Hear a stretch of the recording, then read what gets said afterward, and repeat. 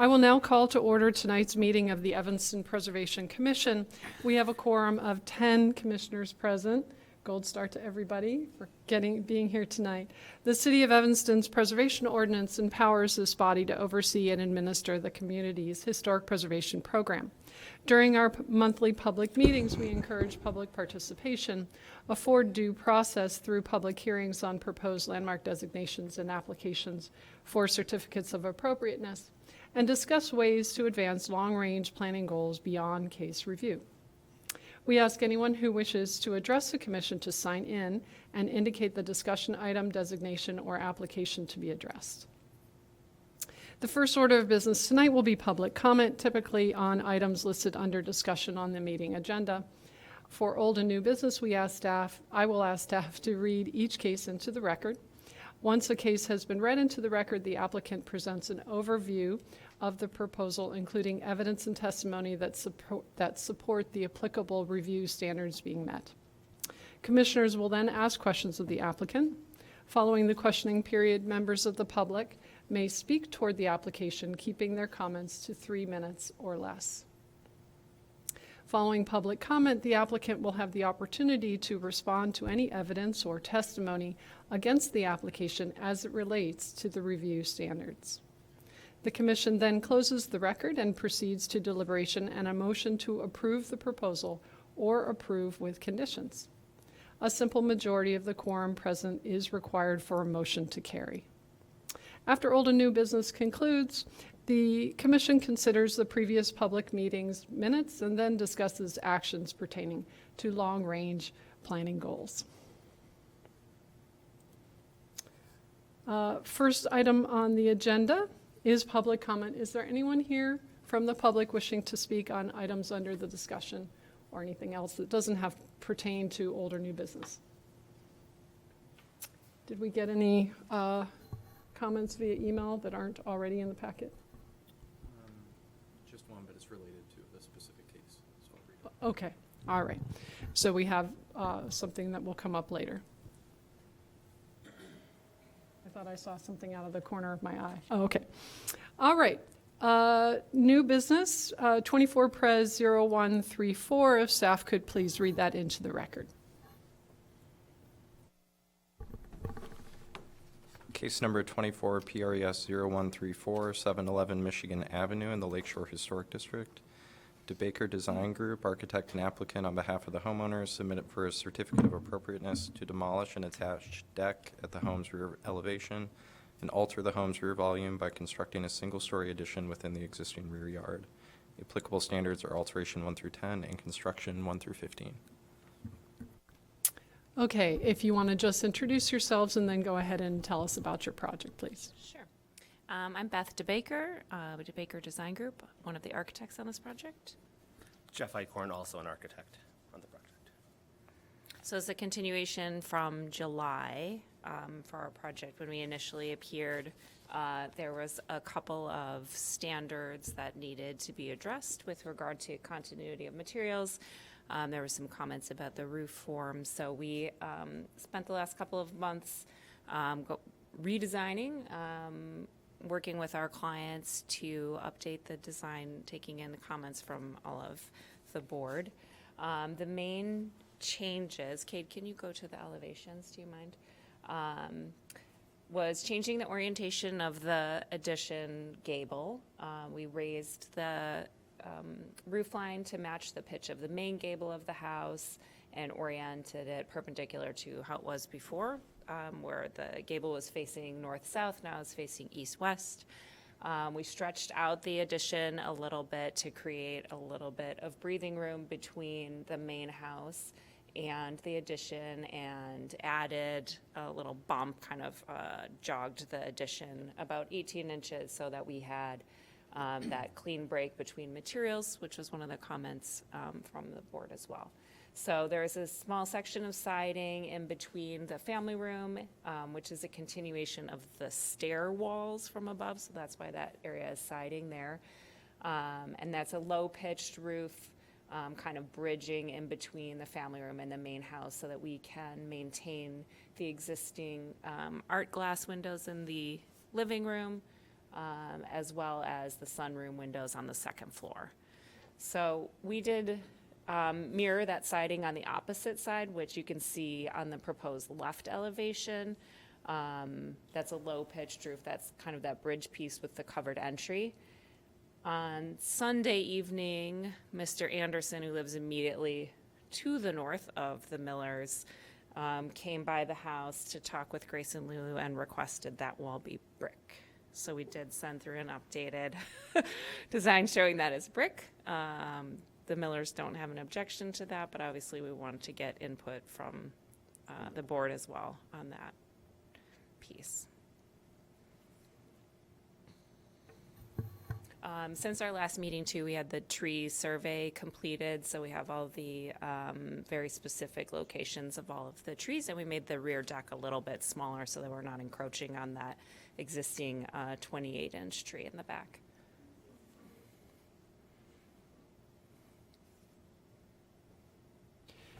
Do you need a pointer up there? Because I think there's supposed to be a pointer in your podium. Is there one there? If you wanted to use that, if there's anything. I could try. I just so that you know that you're being clear.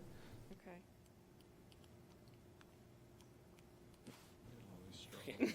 Is it, if it's not working, then,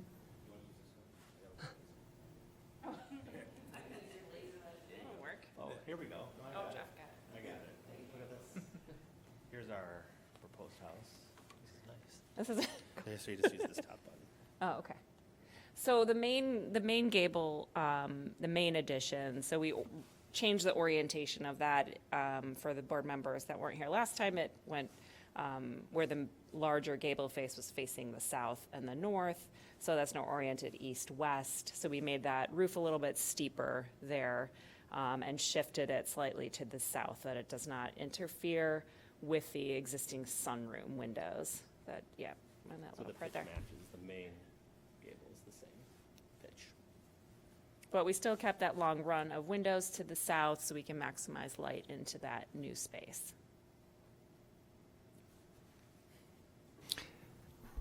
are you done? Yes. Okay. Do commissioners have any questions for the applicant? Go ahead. What is on the other end of the gable, the part that's facing the house of the new great room there?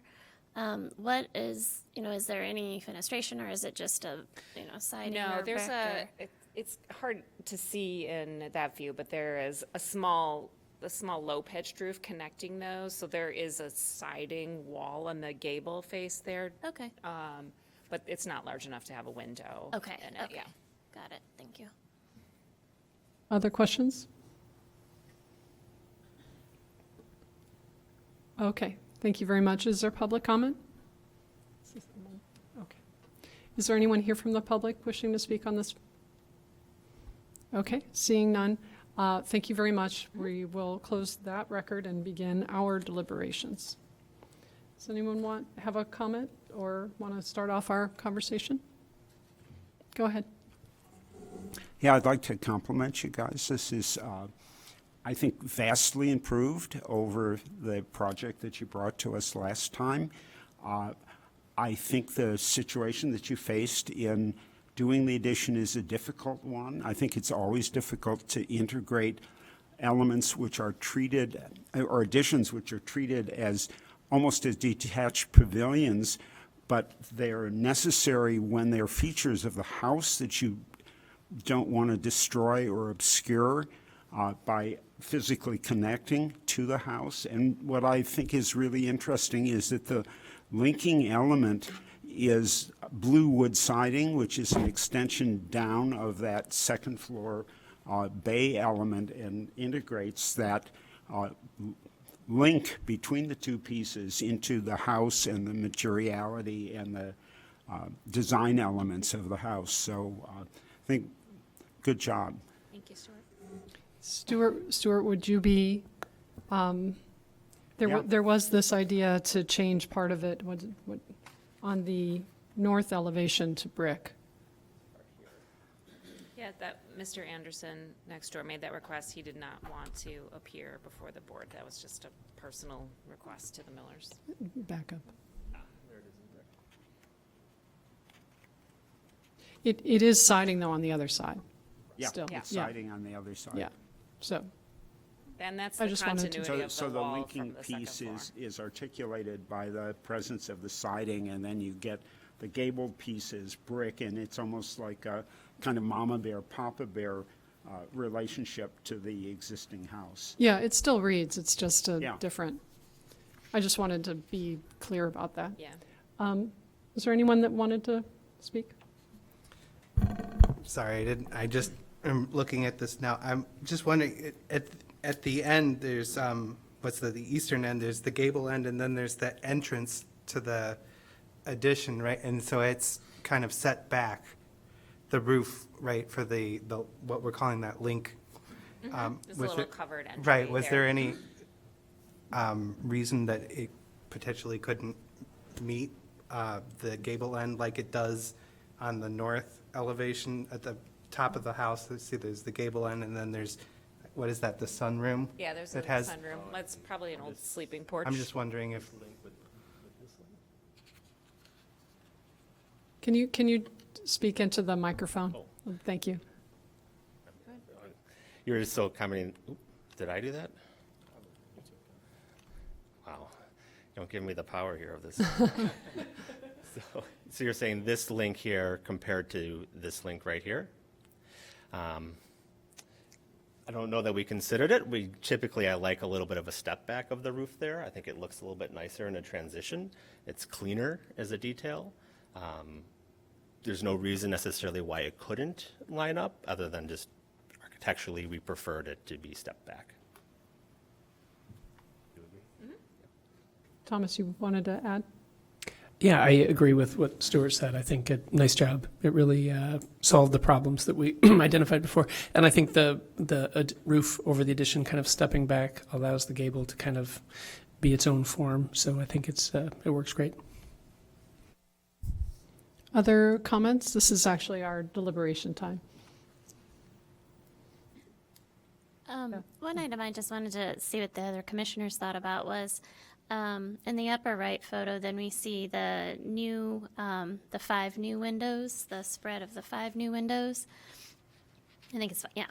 And everywhere else we see paired windows. And so I was wondering, like, should we try to stick with the paired window vocabulary or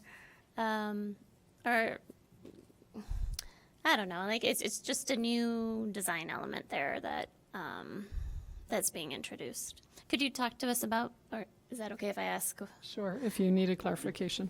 Yeah, just clarify, the choice of adding that that element as is. It was, the decision was, we knew that it was going to be a little bit different in doing so, but our thinking was, we really wanted to achieve such a large picture window with view to the yard and get the light in, so we elected to do that on the side of the elevation that's really least visible from any part of the public way.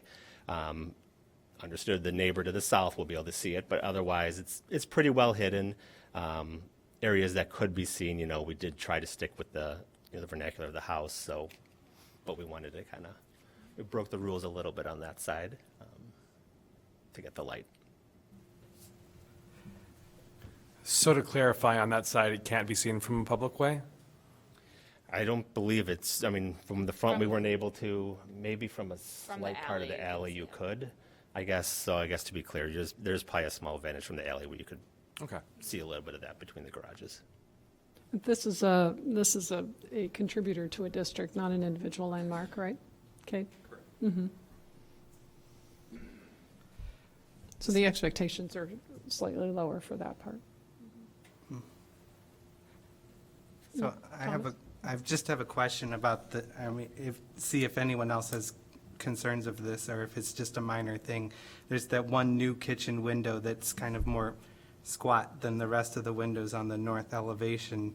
And the proportions of that window are more, they're not as tall as the rest. I'm just wondering if, In the gable, which, on the north elevation, there's the new.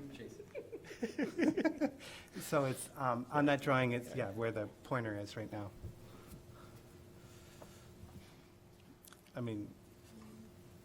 Does the head of the window align with something on the inside, like the heads of all the It looks like doors? the lines over there. So I assume that you could, if you wanted to, make it the same proportion as the other windows there. It would simply go up to the ceiling, and I'm assuming that it's over a sink, so it's between upper cabinets. Correct. Do the what height do the upper cabinets go up to? To the they go to the ceiling? Yeah. You know, I think you could make that window go up to the ceiling and duplicate the proportions of the two other windows above on the facade, although I'm not disturbed by it. Yeah, I think the side elevations in the house are much more irregular than the primary elevations, and I think it fits in just fine. Other comments? Yeah, could you go back to the south elevation for a moment?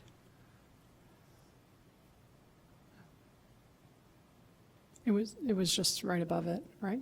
Oh, I've got my directions upper left? wrong. It's the Yeah.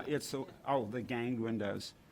You know, because of the way the window's paired, you've got all of these ganged together. What would happen if you put a wider vertical between the two outboard pairs, the two inboard pairs, and left the center one? You might get a reading of the windows doubled as they are on the other facades, although the windows are the same proportion, and I certainly don't mind the fact that you gang them together in a more contemporary way to, from the inside, produce a bigger area of glass and a nicer view out to the yard.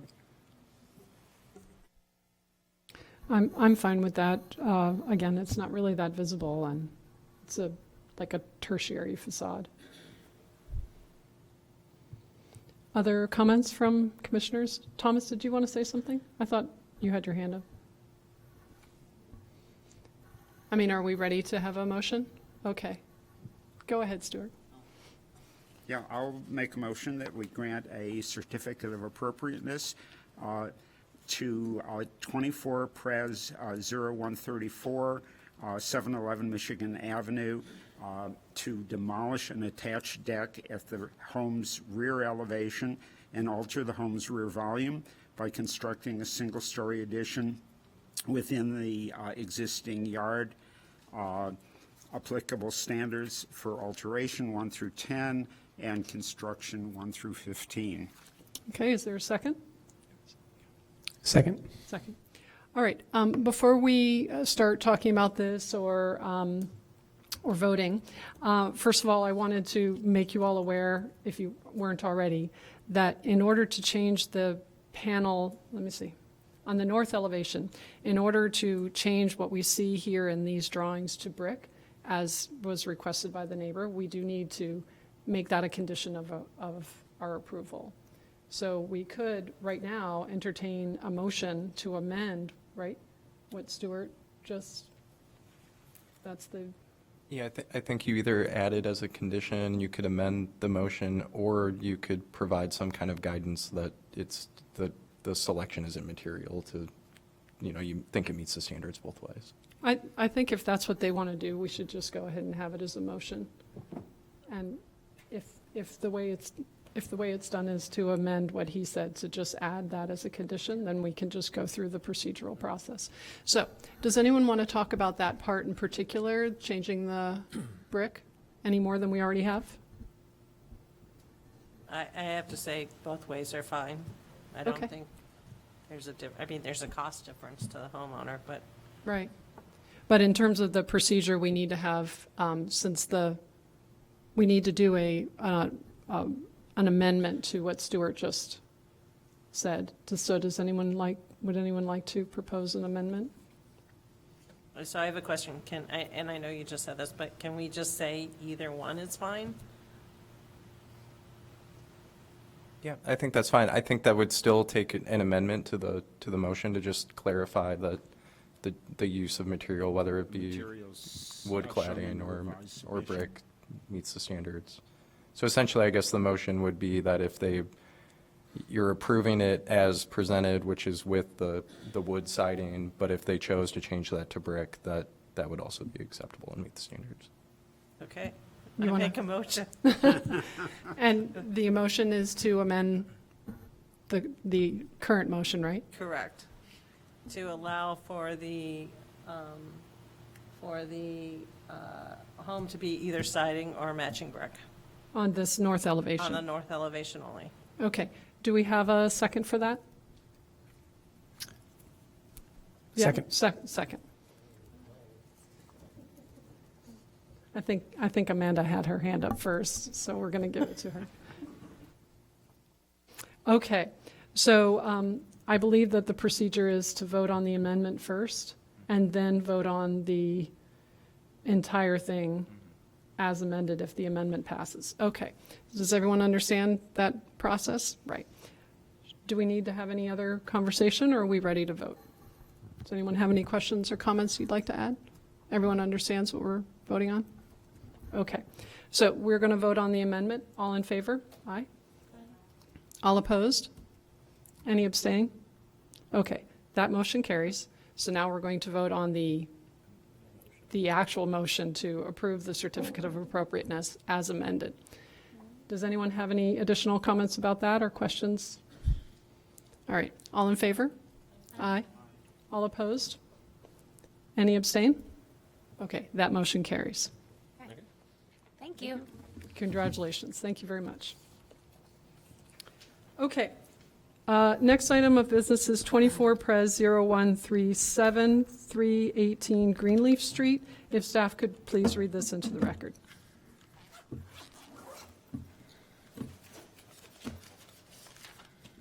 Bear with me, this is a long one. 24 PRES 0137 318 Greenleaf Street in the Lakeshore Historic District. John Gonzalez, architect and applicant on behalf of the homeowner, submits for a certificate of appropriateness to alter the structure's existing pattern of fenestration, construct an overhead entry portico at the home's street-facing primary elevation, and construct a gable dormer above the full second story at the home's west volume.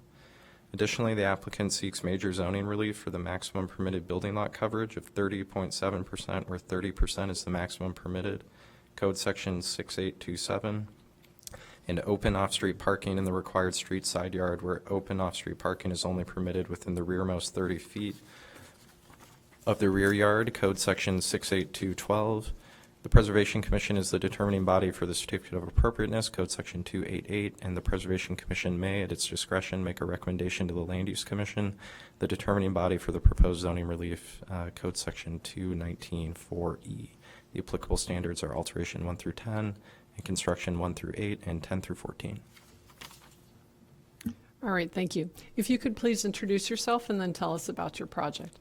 Good evening. My name is John Gonzalez from Synergy Design Group. On behalf of myself and the members of 318 Greenleaf LLC, we'd like to thank you for your time and the opportunity to present this, the changes to the subject property. 318 Greenleaf was originally designed by Myron Hunt in 1897. Originally served as a coach house for the property directly to the west of it. It has since been rezoned and reclassified as a single-family residence. In its current state, the home has a pretty nondescript front entrance that does not service the first floor of the home, but merely feeds the second floor staircase. It has a large maple tree and overgrown landscaping almost completely blocking its presence from Greenleaf Street. We propose to rework the 4 facades to accommodate a new interior renovation that reconfigures the attached garage and living spaces.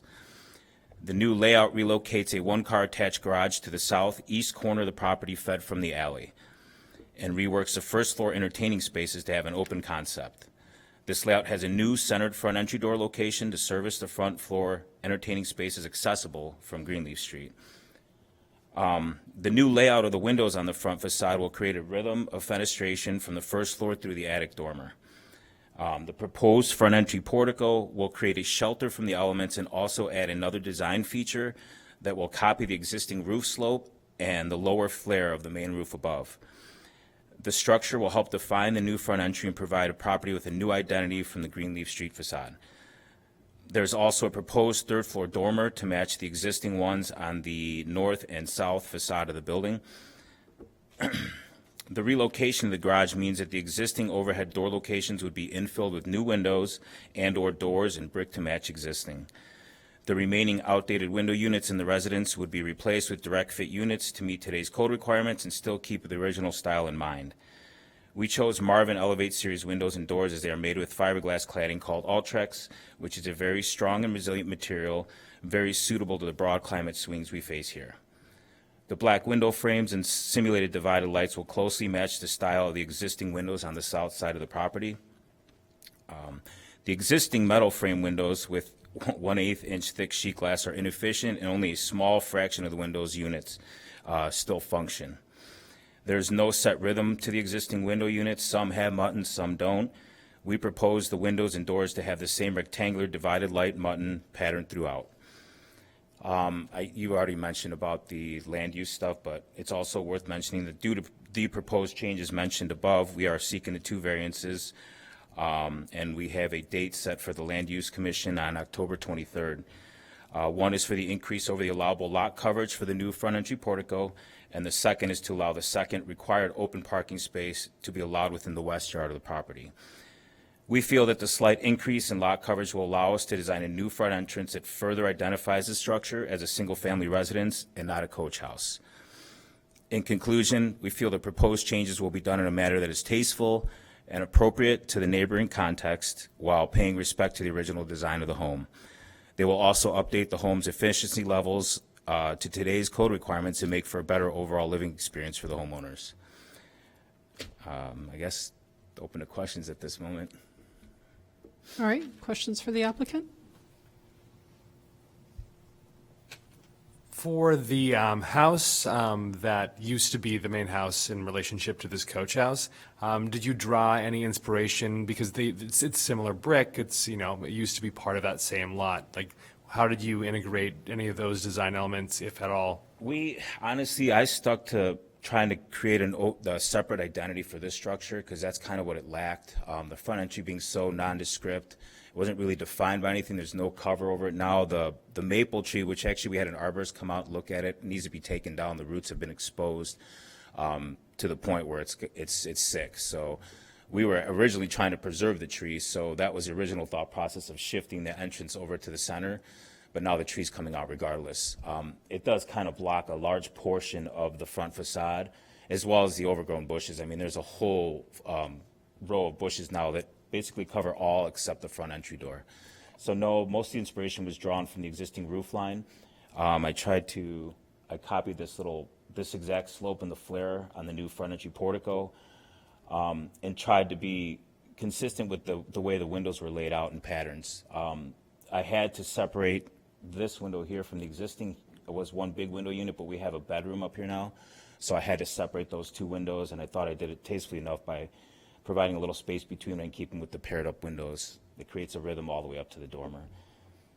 Have you already sourced the brick that's going to fill in this area? Because, I mean, the brick's old, it might be hard to find Correct. something. So because we are cutting a new opening back here, we'll be able to take some of the original brick back here, right? There was actually an original overhead door from the alley at one point here, but we'll be able to take the brick from this opening here that we're creating, use some of that, and then sprinkle some of the other stuff that we take when we rework some of the other ones as well. Now, we will have to source some other brick, but we can take some of the existing and mix it in with the new stuff we get to try to get as best of a match as possible. Cade, can you move to the west elevation? So yeah, there was 2 overhead doors here. There was one here and one here. We're filling this one in with brick and 2 window units, and then this one will have a patio door. So the existing end of the driveway will become a patio space, basically, is what ends up happening. So in terms of the way that the drive currently marries with the drive of the main house, if we call it that, what's that going to look like? Is there going to be fencing there? Now there currently is a fence that starts right about here that defines the courtyard space. We're going to leave that intact. We're not going to really do anything to define the space, at least not that I'm aware of right now. But yeah, there is existing patio space that starts from here over to this space. Right now, there's a sliding door here, but I mean, on the north side. On the north, if you're looking at the front of the house, this is the west yard. Yeah. Currently, you can see like a little bit of the driveway. There's Just a how portion. how are you going to like? Is that driveway going to be removed? I assume. We're not going to remove it, and that's part of the variance is that's going to be actually used as the open parking space. It just became too far from the rear yard lot line with the new layout. Gotcha. So So once we you can- shifted the garage to that back corner, that kind of created this big problem, right? Because the parking was all in the front half within the requirements, and now that we moved it to this back corner, that created the big So problem if you with didn't variance. have to achieve that extra parking space, you might do something differently. We probably would, yeah. Yeah. Yeah. I happen to live on this block, and I Do you? walk past this house You like see it all the time. about 500 times. You know, Only 500. no, probably 1,500. Got to get your steps in. No, I was very curious about what this is, and it's very interesting. It's a really broken up floor plan now. I mean, it's like so. Well, front- even the house as is with the glass block, clearly not original. Right.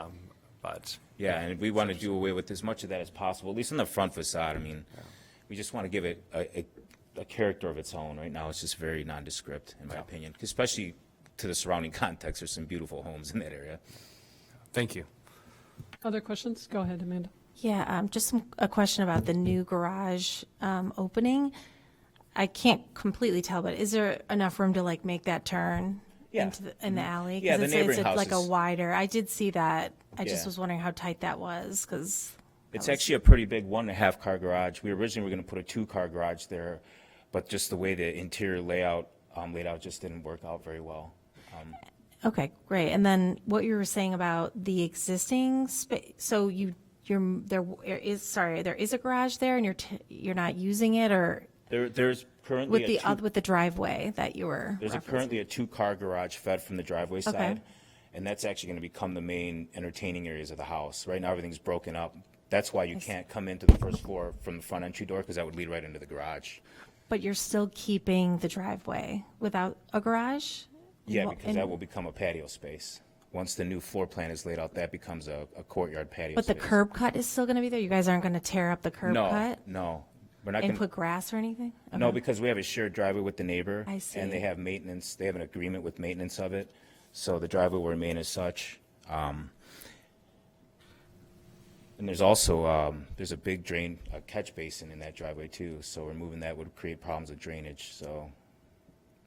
Okay, is it, the driveway is a single or a double with the neighbor? You could fit probably 2 cars in it right now, the way it sits. You pull 1 car in and 1 car is kind of parked where the 2 driveways are shared. It's tight, it's really tight. Okay, thanks. So like, basically you can slide 1 car here and the other car kind of ends up right in this little area here. So there's room for 2, maybe one more than 2. Yeah. If you look at the front facade, you're putting in a new row of 4 gang-together divided light windows. The existing opening immediately to the left, I assume that's an existing window. Which one, up here? Yeah, that one. This No, one here? on the second floor. That was a glass block window Yeah. that we're just filling in. We're getting rid of it. Oh, you're completely filling it in. Yeah, we're filling that in, Yeah, yeah. I'm sorry, I'm reading the graphics, and, you know, when you hatch in all the bricks and they just pop out, it makes it really difficult Right. to read the composition of the Yeah, I opening. agree. So that actually brings me to my next concern.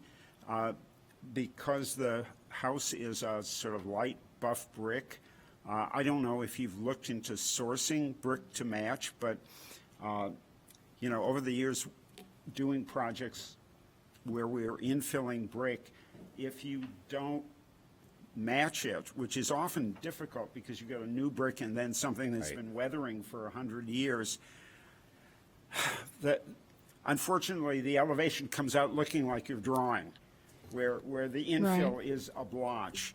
I- So I don't know what you've done to try and source a brick that will disappear. Tom,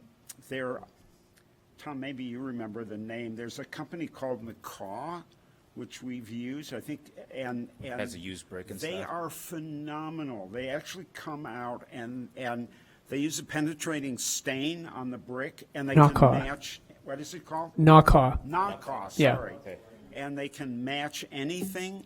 I don't think you have anywhere near enough salvage brick to infill stuff, and I think the success of this project, which I think proposes a nice transformation of the building, really, for me, at one level comes down to whether or not you can make the all of the brick infill kind of disappear by blending with the adjacent. Sure, I agree, and you can see it in where the old overhead door location was, where they tried to infill it, and they used glass block to kind of break up some of that problem. So I mean, as you mentioned, you feel like that from the garage door area that you're going to create on that east elevation, that would be enough to fill in, at least on the front facade? At least the front, yeah. So the important facades that are very visible from the public areas, we can concentrate on using that solely for the areas that And are what's your very plan important. for the other? Well, like I said, we're going to have to try to match some of it. We're going to have a company like the one you mentioned come out and try to give us a hand to do as best we can to match it and wash the existing, I mean, give that a good base for them to start with, is to wash that stuff down as clean as it can get before they match it. I mean, that's the only way it really works. Yeah, I just wanted to be clear that it is pretty consistent with our commission to always use the salvaged first. Sure. And always use it on the primary facades, which for me would be the north and also that side that you can see from the alley, Right. visible from the public right of way. Right, and I think we'll have enough to do those two sides with the overhead door opening, and the rest are going to be questionable at best. So there's one more on the south side that we're completely infilling because the garage wall lines up with it. So, but that one is in a tiny little courtyard area that nobody sees. There's no windows from the neighbor's property that are looking down No, on it's it. So, impossible to see it, yeah. yeah, it's buried back there. So anyway, The other thing to consider, yes, matching brick is good, but I would also recommend not using Portland cement mortar in any of the infill Sure. areas, because that is Right, a yeah. stronger Right. mortar, and it could potentially end up causing damage to the brick. And so that infill area could then, you could have a whole efflorescence problem in that Right. area, and I don't want you to have that problem. I So don't want would- it either. I don't want those problems either. So one of the things that we could, just for the commission's sake, we could consider that we just ask them to come back and show us some of the brick samples that they find, if this is something that is really going to be a concern. We could do that. In any case, does anyone else have any questions for the applicant? Go ahead, Beth. Yeah, just about the windows. Are they the new ones that you're proposing? Are they? I'm sorry, I didn't see if they were double hung or casements. They're going to be casement units, Yeah. and we're going to do the Marvin Elevate. It's a slim line, so it's a smaller frame. We're going to try to closely match the thickness of the existing frame. They're about 1.5 inches thick now. And you're matching the ones that are like on that south elevation? The south elevation is Yeah. the only one that has consistent hunting Okay. patterns to them. Everything else is all over the board. Yeah, There's some with, okay. some without. So I kind of So played you're off of kinda that. matching those. Good. Yeah, and I Okay. want to do those throughout. So there's a rhythm to it. Right now, Awesome. it's just this wish-wash of window Yeah, patterns. It okay. doesn't work. Okay. So, But that is simulated divided light, right? yeah. Not true divided light. Right. Got it. Go ahead. What's the garage door? I honestly, we haven't even gotten that far in choosing the materials or the finish on that. We're going to try to do something probably that matches the color of the existing garage doors now, which is a lighter blue shade. But honestly, myself and the owners haven't gotten to that level of detail yet.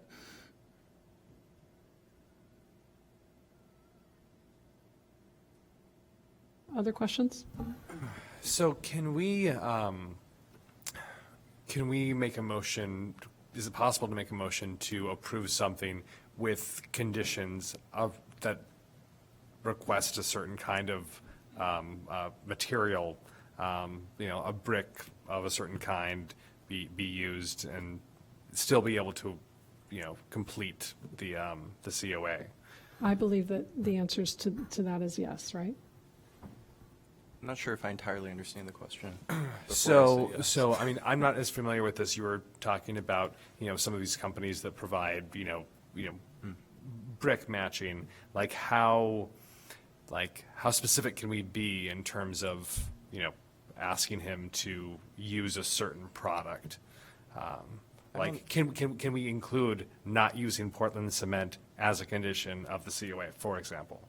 I think you could just say to match the existing mortar in composition, color, and texture probably is what I would say, instead of specifying something not to do. Gotcha. Same with, I would never advocate for like saying, a condition to use like a specific company to do something. That company could go out of business, yeah. But, if you wanted to say, for example, most masonry projects are administrative reviews.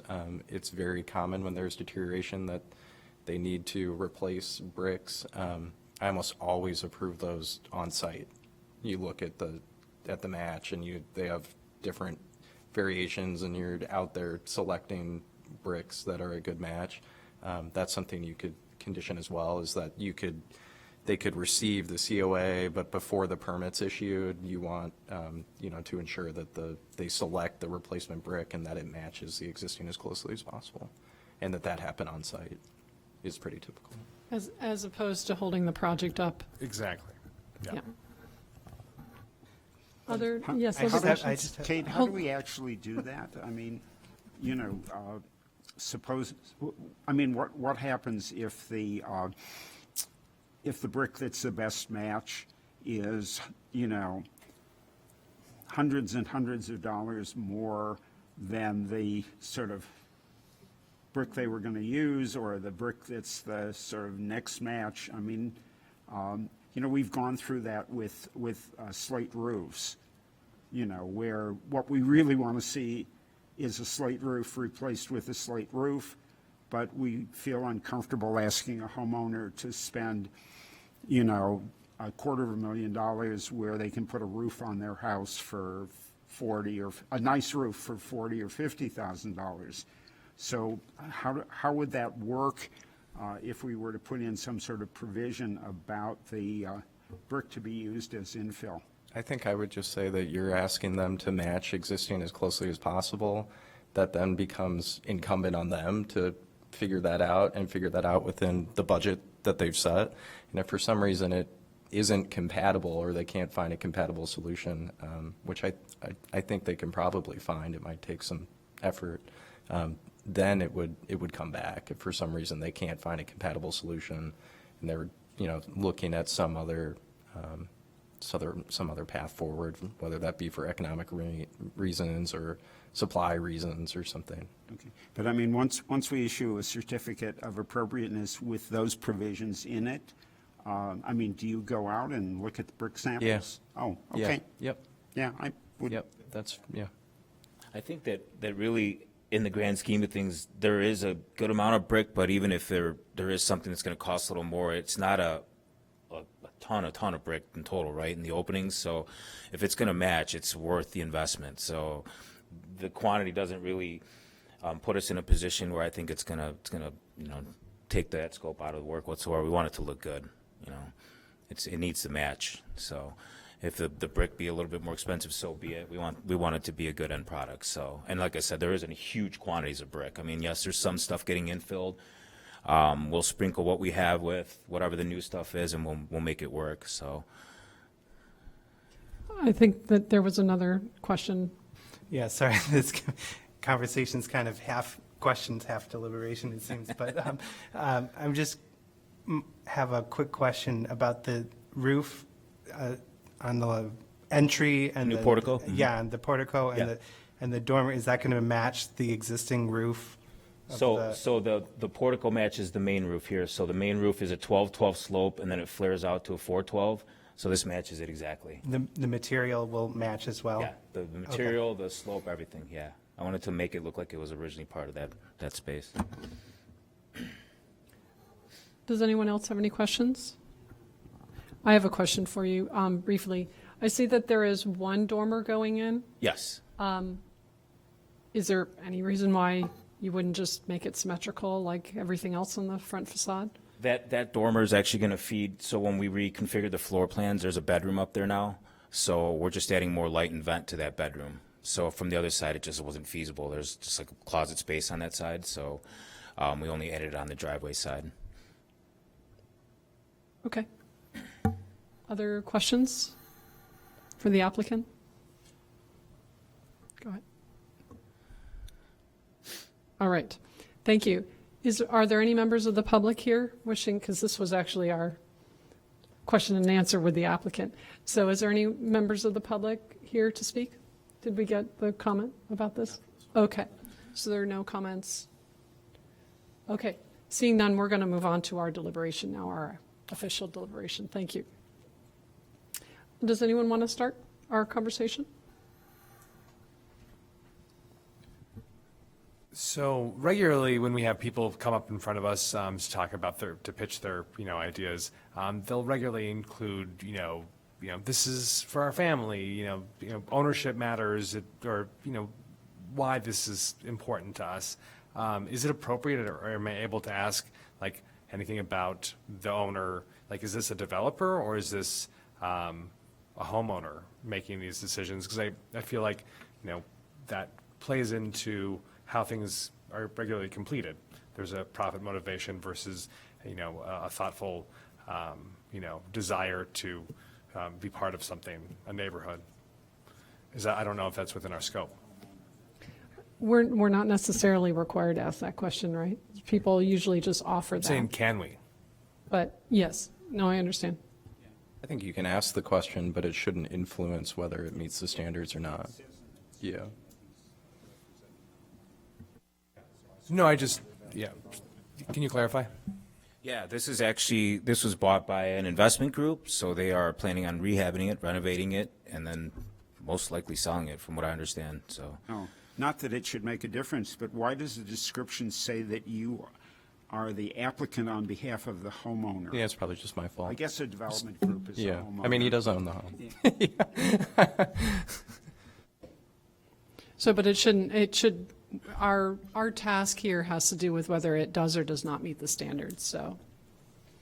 No, I understand that. Yeah, thank you. I think the project we have to understand the context that it's on site with a landmark house that's like, right next door. And so I think that, everything that's being proposed takes that into account and is sympathetic to that landmark house. But I think that should be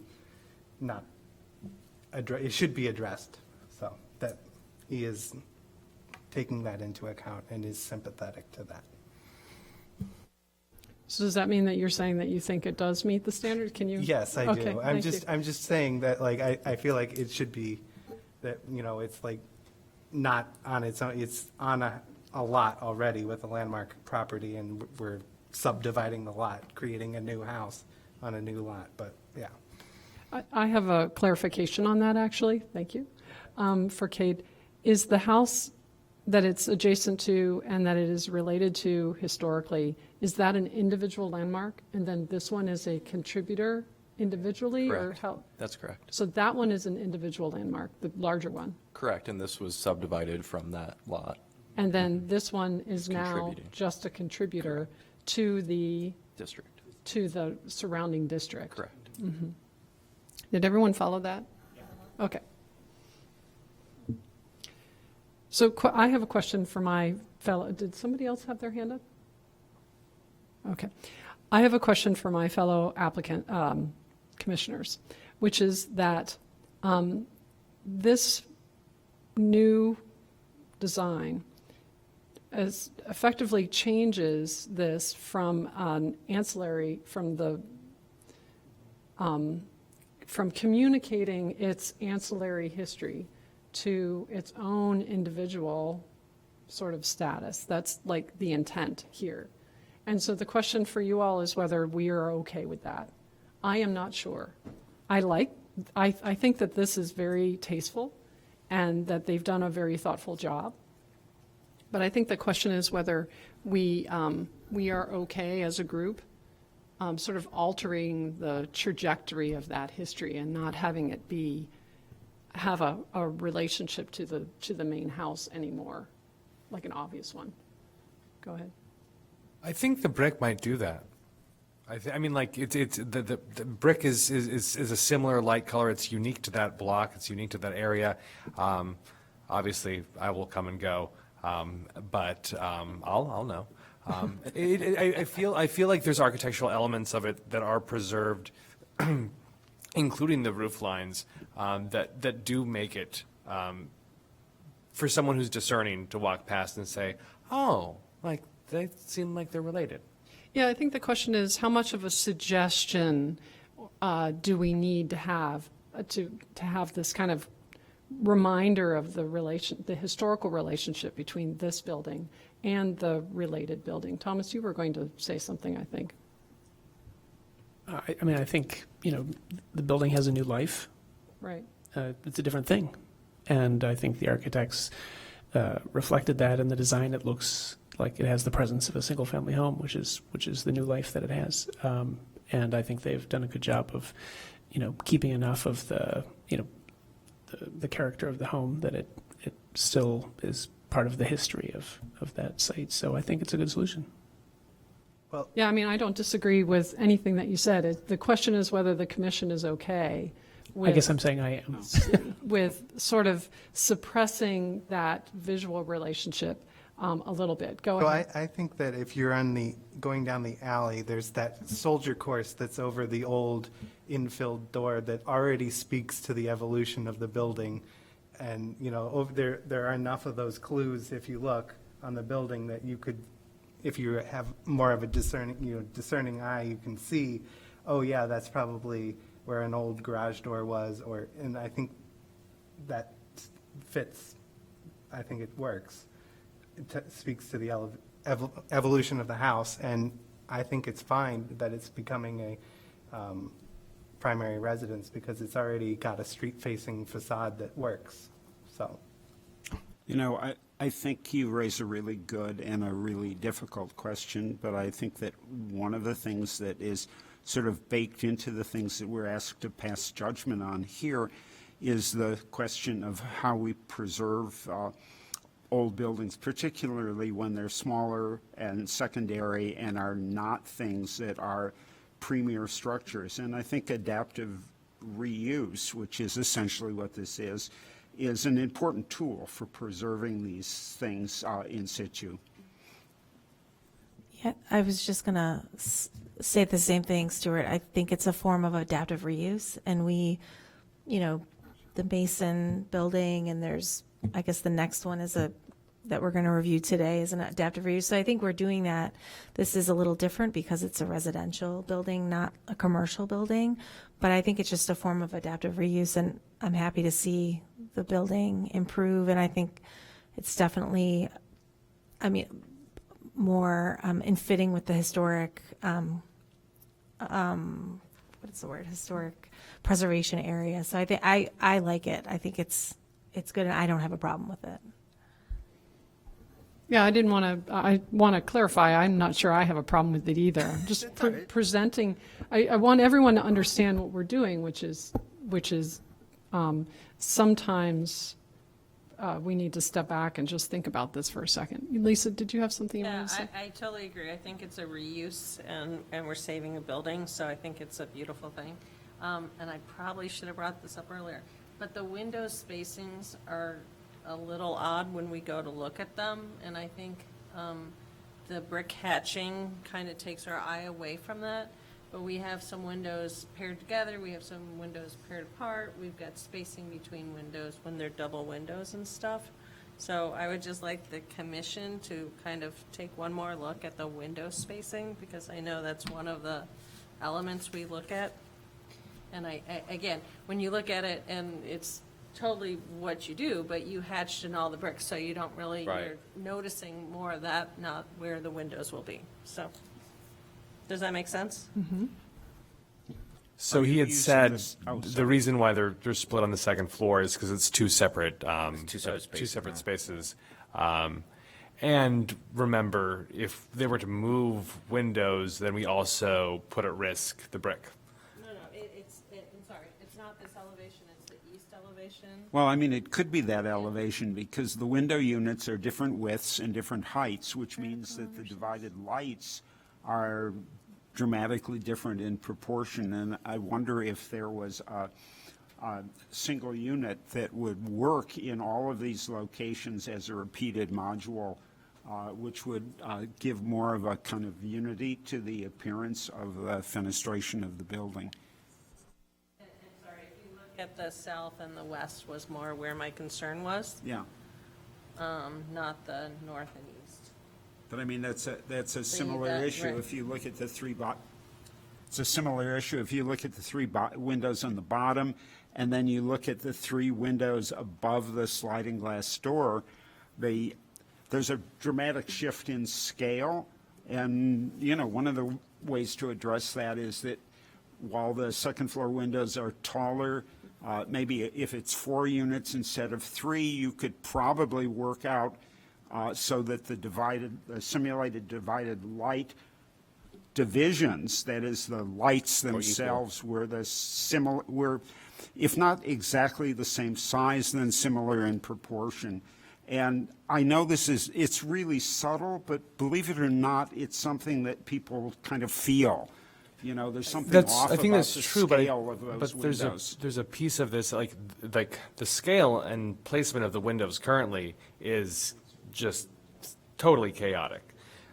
So like, I feel like, I don't know if that, we have to take that into consideration. I mean, certainly the new design is much less chaotic than the current design, but do they get sort of a little bit of, you know, in terms of, in keeping with the chaos of the current situation, it's less chaotic still than what's there. Right, and I don't think it's the openings, I think it's the window dimensions, the proportions of them, where you've put them together and you've pulled them apart, and there doesn't seem to be, when I look at your floor plans, there doesn't seem to be a rhyme or the front window, I totally understand, there's a bedroom, it's dividing it. Right. But the other ones, they're pulling apart, they're coming together. So the 2 garage doors, the garage door on the left, there's actually a fireplace in between those 2 windows. Totally okay, but So- see, the top one, you've got them ganged together, the 3 ganged together. The bottom, you've got them molded together. And they're Right. just, and then when you go to the south elevation, it's the same thing. And I can't, architecturally, I can't see a reason why you're doing some of these things, if that makes sense. Sure. And I'm sure there's a reason, but Right. from when you're walking outside, it's going to read as different units. And again, you have your openings, you're not going to change your openings, and I appreciate that you're not changing your openings, but the windows are going to read differently. Right, and I definitely don't want to go beyond the limits of our lintels and all that and create a Right. whole nother can of worms. Totally understand. Yeah, But I just think that you have to look at the glass proportions. sure.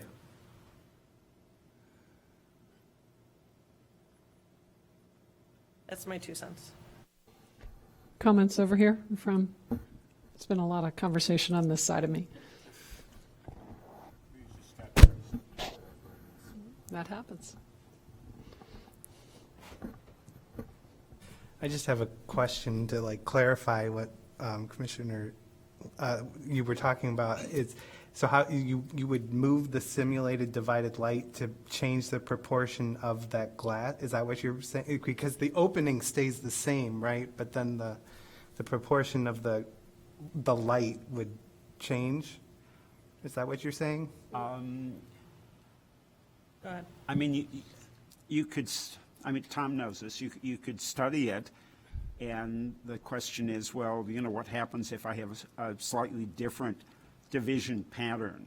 I mean, these are simulated divided lights, so the upcharge to add a vertical or horizontal button is not very great, but I'm not sure with, you know, how you would do it, but even with the, you know, with the 3 big windows on the top and the 3 little windows on the bottom, you know, how do you get the lights the same? I mean, so You know, the I mean, triple maybe window that up opening here, gets 4 windows, which are narrower, and then maybe it has 1 central division, and instead of 3 horizontal divisions, 4 horizontal divisions. I mean, you know, it's up to you to design it, but I think that the issue of the scale jump from the 3 little windows to the 3 big windows is something that I would hope you would want to think about some more and be sensitive to. yeah, so this one here was actually a picture window with 2 smaller casements Right. flanking it on either side.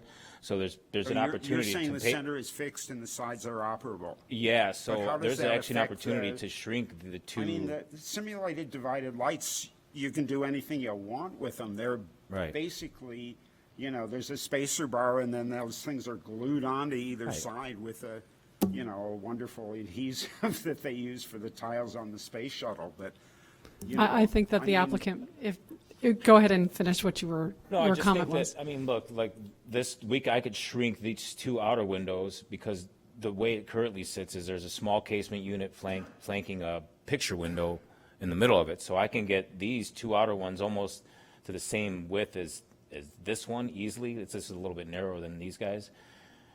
There's a couple ways I can reconfigure it, honestly. There's a lot of ways that can be reconfigured. Yeah, I mean, I don't know It's how to honest. tell you to do it. I'm Right. just telling you that it, You're not supposed to tell him how to do Yeah, it. we're You're not supposed to supposed give to him tell him. feedback, and then he does it. Well, because the reason I was asking was like, is it feasible to ask that, you know, to reconfigure the lights to have the proportion, and it sounds like it is, so. I mean, I can't tell you whether you could get this to work out or not. You know, I'm sure you're dealing with, they're Marvin windows, and They're they stock come in sizes, yeah. standard Right. sizes. If you want to alter the standard size, I don't know what it is, $70 upcharge or something. It's not huge, but the question is there some way to do this? And I don't know. Go ahead, Are Lisa. we all convinced that you shouldn't try? No, my point was just more consistency with the window spacings, and I think we fall under the rhythm of solids to voids in the facade, so I think, you know, when they're molded together, you have that spacer on the bottom right-hand side, and then up above you have, it feels, you know, those windows might get smaller, and you might have, you know, the moles between them. And I could maul the lower three windows together. I mean, that'd be Right, the easiest whatever. solution. Yeah, Right. Yeah, right. you could. Absolutely. Yeah, that'd be the So- easiest solution out of all. You've got a lintel in I'm not place. sure you want could the easiest, fill but in yeah. the I think it's the opening from easiest one out of side. all of them, yeah, I mean. But especially when you go to, sorry, the south elevation, again, it's such a tight elevation. And again, you know, those are pulled, those are pulled apart again. So Right. I'm just saying, if you look Right. at the So consistency. what's that space between the windows? Is that brick or is that a trim piece? That's actually brick, presently brick there, yeah. On my iteration, it's gonna be a trim piece because I don't want to infill a 5.5-inch piece of brick, so. Right. So that, all I'm asking is that you look at the consistency of Sure. the window spacing. Yeah, but I mean, the thing is, you haven't graphically drawn it as if it was an infill, because if you did, it would be drawn like the frame of the window with a horizontal line across the top and a horizontal line across the bottom, so that we understood that that was just a piece that went from the sill to the head. So the graphic is misleading. And I mean, you know, if it's a brick pier, it's either 8 inches or 1'1", but I just for the record, the rhythm of solids to void in facades is standard for review of construction, number 4. So that's the standard that we're talking about. Okay. For the purposes of our conversation. So we could keep going with this level of detail, but I'm getting shaking heads no. Go ahead. So I Stuart. think the question is whether we want you to come back with Right. this, or whether this is something you could work on and could be done by administrative review if we were to give you a certificate of appropriateness. And I'm wondering whether the latter is what we want to do, because most of the commissioners seem to feel that, other than the sort of window module and the subdivision of the lights, you've done a pretty decent job. So there's also the matter of what the door for the garage is going to be, and just having some drawings that make some sense to us. I guess So they're the other gonna thing do that we that. haven't talked about is whether or not we, or how we recommend this to the land use commission, because he needs a variation. So I think, I mean, if we're going to support it, is there any reason not to? No, we don't. But I think Kate, am I right? It said something in the application, like we have the opportunity to make a recommendation to them Correct. for what that's worth. So I think we should take that opportunity. Yeah, I think we need to, our biggest priority here is whether we're concerned enough about seeing the drawings and having the detail we need to make a determination as a group. Can we just do like a straw poll and see how we all feel? Just kind of, I can, but I would like to make sure that everybody has an opportunity to talk before we do that. Did you, Josh, I see you wanting to push your. I'm just wondering, right above the eaves, there are two horizontal lines going across? That's the floor joist line. Oh, That's the line okay. of the floor joist. Well, for they're the not attic. labeled and they're not dotted and dashed. I have to tell you this, assuming you do come back, or if you come back for an administrative review, the graphic presentation has not helped your argument. Okay. So I am happy to do a straw poll just to see where we are standing. I mean, it sounds to me like everyone supports the basic idea of this, but there are some pretty crucial details that we are not clear on. I just wanted to make a quick comment. I think I also have an issue with the windows too, because I do find it chaotic was the word used. I think that's how it reads to me as well. Although a huge improvement from the previous, like the way it is today, for sure. I'm a little conflicted because, I mean, I think we talked about this before. You want to move the ball forward for the people doing the project. At the same time, I do think this is supposed to be under commission review, that we should have a sense for what it's going to look like. And I don't exactly know what is going to happen to the windows. I know we don't agree with it, and it's up to you to change it. So I can't envision what the windows are going to look like with the change. So I personally would like to see it. I don't know. I don't think we need to be apologetic about that. This is the process. Okay. So This is yeah, the I would like to process. see, because how I think about it is when things go to administrative review, when we put a condition on it, it's usually something personally that I can envision in my head. It's like, okay, we put a condition for a certain material or something, and I know what that's going to look like at the end, and I can say, yes, let Cade confirm and verify that that's what it looks like. In this case, as a commissioner, I don't know what it's going to look like, so I wouldn't want to approve something without, knowing what the finished product looks like. So that's just my point of view. Yep. May I add something? I think that because this is going to the Land Use Commission, I would feel more comfortable if we had this come back to us before we made a decision, and so that we could then because I think that we should make some kind of recommendation to the Land Use Commission, and I don't know that I would be comfortable making some kind of direction to the Land Use Commission with this contingency. Did he say that he already has a hearing? The 23rd. So this it would move it not back for us, but for that as well, just so we're all clear on that. Right. So I actually feel the opposite. I feel like because the footprint is not what's in question here, I mean, is it possible to make a recommendation to the Land Use Commission to move forward with this, even though we're asking them to come back potentially? Sure, you can split those two things. Yeah. Yeah, so let's think first of all, and not get distracted by the Land Use Commission stuff. We'll deal with that in a second, because that's optional for us. And just continue with our straw poll, please, about how we feel about a continuance in this particular case, and give the applicant an opportunity to process what we said and find some more detail and perhaps redo the drawings a little bit so that we all understand what he's doing. I'm getting some nods from other people too.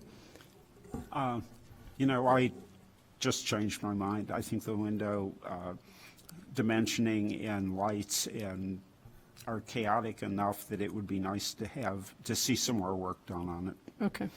May I also ask for a little bit more detail on the doors as well? The one on the north, and it's just the one on the north. No.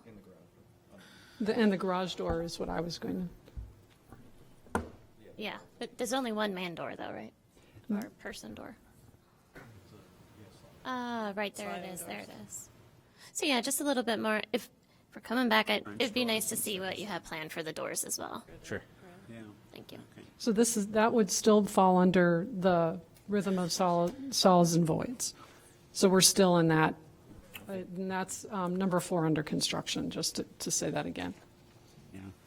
I mean, maybe the sliding doors are an issue too, because they're undivided, and suddenly the scale of the way you read that opening changes dramatically from the other windows, and I know you can get divided light sliding doors and simulated divided light sliding doors and simulated divided light French doors, which might actually be more appropriate to the look that you're going for in the building. So I just noticed, are there windows on either, fixed windows on either side and above the sliding doors? Is that what is? No, there's actually a wood frame there now. Oh, that's a around those frame. There's a wood frame around the garage doors, so that's staying in place, and the new door's being set into that. Okay, So those little grids. So I would like to say that I kind of liked leaving that kind of big and open as a kind of reminder that it had a garage door there. But in any case, I thought it was windows as well. And Stuart's point, like, we need to be able to know what we're seeing, and well, we don't all know. so now that I know Yeah. so that's the existing frame of the garage door that you're keeping, right? Yeah. So the existing one has those small It's square, like it's square. a wood frame around it. It has yeah. the square light windows above. So is that glass block that you're keeping, those two square windows and then the upper one? On the sliding door, I'm confused now. Okay, if you look at the sliding door, immediately to the right of it, there's Those are a existing glass solid block door. openings, Those yes. are existing glass Yeah. block. The one So you above made the a door. big point about taking out glass block elsewhere because you felt it was incompatible with the nature of the building. So the question is, what's behind those that make Okay. them appropriate as glass The block? one above the door is actually so the joist space from the joist to the first floor ceiling is 26 inches. So that's actually in a joist void. The one right above the door is in between the floor So buy joist. some more brick and fill it in. so, yeah, actually, can I ask a question? Sure. And clarification? We can't even get to it. It's like buried. The more you I look couldn't at figure this it out thing, the until worse it gets. we tore an opening in the ceiling and I saw how it was constructed because none of my numbers were adding up. I was like, how is there 30-inch difference from the way the second floor was to the first floor? Well, it's all furred down. It's the weirdest construction I think I've ever seen. So the second floor joist and the ceiling is right below the glass block, and the second floor is right above it, the joist. So that's in a void. It's buried in. You can't Okay, even see it from what's the the inside. So one on that's the the, second it's floor Stuart, lighting? can I please ask my question just really quick? So just to clarify, excuse me, everyone, just to clarify in the proposed west elevation, which we are looking at right here, those areas that look like glass block in the existing are still going to be glass block. This is glass block, and these two are glass Those block. are- These two are on the staircase. So there was an existing staircase, two staircases in the house, one from the front, one in the rear. These two are in the staircase, and this one is just buried in the Right. joist space. So you're going to leave the glass block in place Yeah. there. So that's not actually brick infill. No, that's glass block. All three of these are glass block that's remaining. Yeah. Okay. I misunderstood that. I don't know how many That other people feels weird did. to me. I thought it was an infill of brick there, but I would like to see something different there. Yeah, I think we need more. I don't think we can pass this today. So this would still be rhythm of solids and voids, this part too, this part of the conversation with. Right. And materials and textures, thank you, Kate. Let's find that on here. Number 7. Standards for review of construction, number 7, relationship of materials and texture. there's- Is that correct? Yep. Stuart? Yes. Oh, and did you want to, it's under construction, so it's the next page. The relationship of the materials and texture to the facade shall be visually compatible with the predominant materials used in the existing structure. Okay.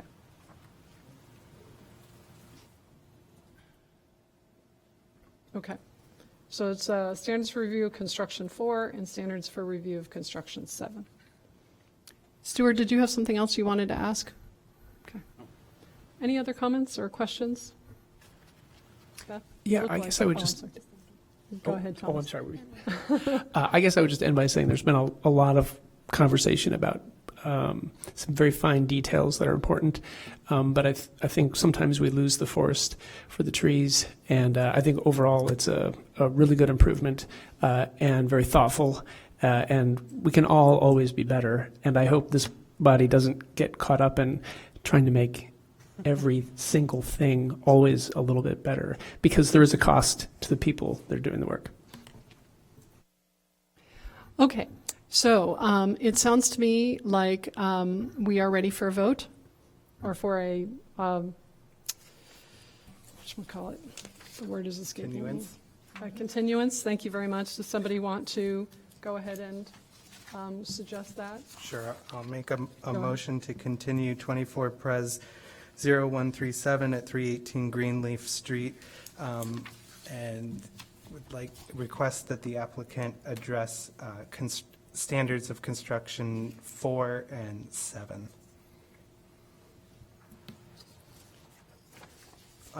So do you want me to say what those are? Construction 4 is rhythm of solids and voids in facade, and 7 is relationship of materials and texture. Okay, is there a second? Okay, so seconded.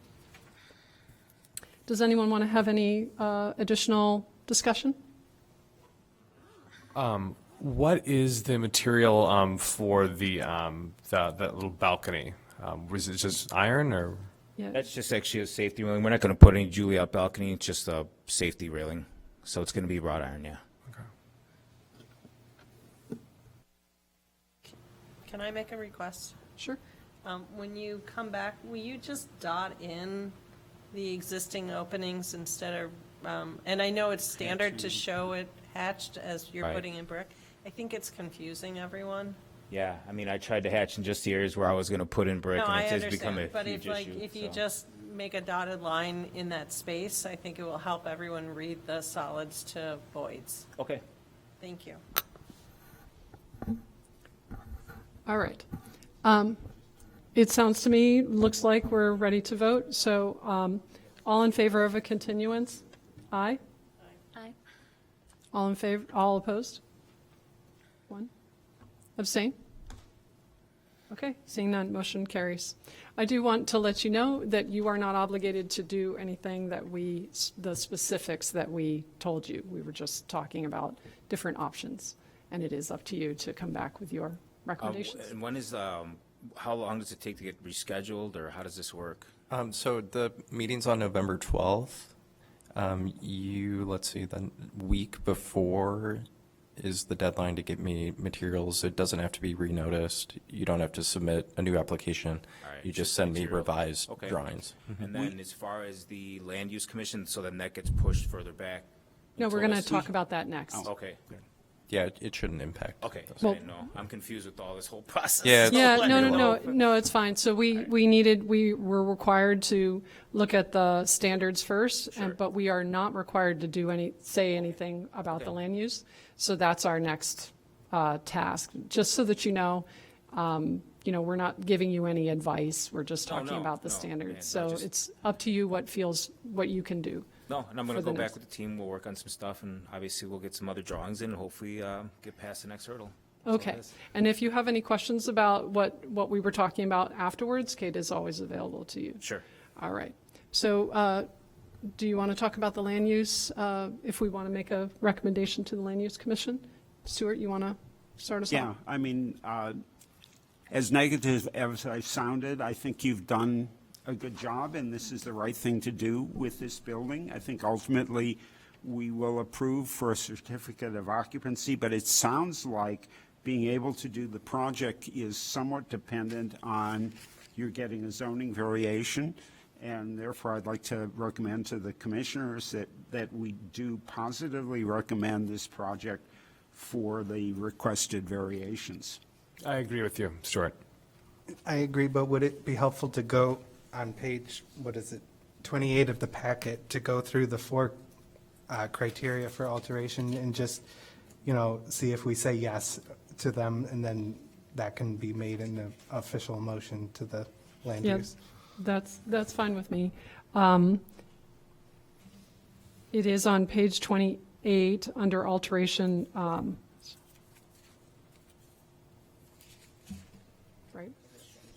Oh, okay, thank you.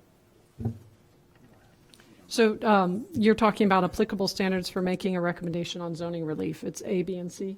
That's what you were suggesting, Carl? Carl, were you talking about A, B, and C? Does he know? Yes, Okay. yes, that's, sorry, I'm just trying I to. want to make sure you heard me. Okay, so the request is necessary and/or appropriate in the interest of historic conservation so as to not adversely affect the historical architecture or aesthetic integrity of the landmark or character of the local historic district. So that's A. And I think our earlier discussion said we all mostly agreed that that would meet that requirement because we're saving a building and adaptively reusing it. Yeah, I mean, the standards for review of construction 4 and 7 do not impact the aspects of the building that are triggering the variance request, right? So, and we already said that those aspects of the building were fine with us, correct? All right. So just to be on the record for that. And then the request is necessary to provide the owner a recoverable rate of return on the real property. Yeah. Sorry, really quick clarifying point. The way this works, and it's not really clear, so that's my fault, it's either just A is met or B and C are met. So you're either looking at whether it's necessary and/or appropriate in the interest of preservation, or it's necessary basically as a release valve for potential takings, are the other two, where you might suggest that they receive zoning relief in order to have some kind of recoverable rate of return, where otherwise they would not be able to realize the full income-producing potential of the property because of the historic designation. I think they both apply. I mean, like, you know, to make this a valuable, you know, piece of property, I think it's true. I mean, it's going to take a lot to do that, and they've done a good job to do that. And it also is in keeping with the historical preservation standards that we're, you know, abiding by. So, is it possible that they could both apply? No. I think it's also kind of crazy that it's major variation when it's like less than 1% over the requirement. And so I think that we kind of need to say, if we're going to be advocating for saving buildings and reusing them and putting them into new use, maybe this one case of, you know, if it's like within 1%, it shouldn't be really a major variance. It should be kind of a not up to us. no-brainer of, I know, Yeah, but and- it just to telegraph that message to the land use. The Yeah. building lot coverage variation is, if that was the only variation they were seeking, that would be minor. The reason is, and it's just a section in the city code, is whenever you're seeking a major variation in addition to other variations, they all become major variations. Okay. So you can't split them Cade, apart. just so we're all clear, and I don't know if I remember this from the presentation correctly, but the variations you're asking for are to be able to build the entry portico, because that puts you over the square footage, and also to be able to park a car in the side yard. But it seems like the garage access is coming. Is it coming from the back or the front? The new garage access is from the alley. From the alley? Yeah, like it used to be back in its original form. And You know, you could almost eliminate that, because if you've got a drive coming in from the alley to access the garage and somebody parks in that Well, and I don't driveway, remember- who the hell's going to know the difference? And you could maybe clarify this, because I don't know the details as intimately for the zoning relief. But I think that the parking, it's not necessarily that you plan to park a car there. It's that it fits the dimensional, standards for a parking space, and the driveway has to be maintained because it's shared with the neighboring property. It So was I- either maintain it or get rid of it, one of Yeah. the two. And it was having the two-car parking requirements. So only providing the one kind of put us in this position, so. I see. In any case, it sounds to me like we are very comfortable recommending that they get their major variance. To that end, that's why I asked Kate if it, it met multiple, are there levels of a recommendation? No. No, there's not. I mean, you could just, in the little, the recommendation that goes to the commission, I mean, it could be noted that you think that they're seeking some of this to get a recoverable rate of return on the property. It is a very small lot. I think if you look at the building lot coverage compared to a, standard size lot, they're certainly significantly under. Right. I mean, I would not say that whether they're getting a recoverable rate of return falls within the expertise of the commission, so I don't. But A does, and we're comfortable with A. So my question for you, Kate, is what is the next step? Do we take a vote or? Yeah, and you're not necessarily, the vote is not incumbent on this discussion of whether it meets, one or either. It only has to meet one of those. Right, but in terms of Yes, helping there's the a vote. applicant get their. Someone to make a motion to make a positive recommendation. Okay, yeah, so we actually do need to do that. So Stuart, is that what you're going to do? I make a motion that we positively recommend this project for the zoning variations. I also make a suggestion to you that even though we can't put it in the recommendation, that you tell the board that we liked your entry portico. I'll make sure to relay that. All right, is there a second for that motion? Second. Second, oh, it's in stereo. I like it. All in favor? Oh, I'm sorry. I did promise that we would talk some more before we actually vote. Does anyone else have anything to say about this? Questions, comments before we vote on it? Everyone understands what we're voting on? A recommendation for the major variance? Okay, all right. Now we're going to vote. All in favor? Aye? Opposed? Anybody abstain? Okay, that motion carries. Perfect. So you can go, move ahead with that part of it. Okay. And then we'll see you back next month after you've had an opportunity to sort of think through the solids and voids and Sure. materials and textures. Thank you all for your input. Just really appreciate it. Okay, thank you. All right. Okay, it is 8:30. Typically, we take a break at 9. Do you want to just keep going? Yes? Thomas says keep going. They don't get to participate in this conversation because they're talking. It sounds like we're going to continue. Okay. Yeah, I mean, the applicants have been waiting.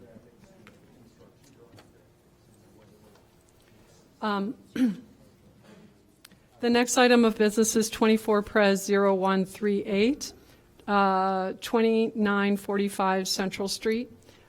Could staff please read this into the record?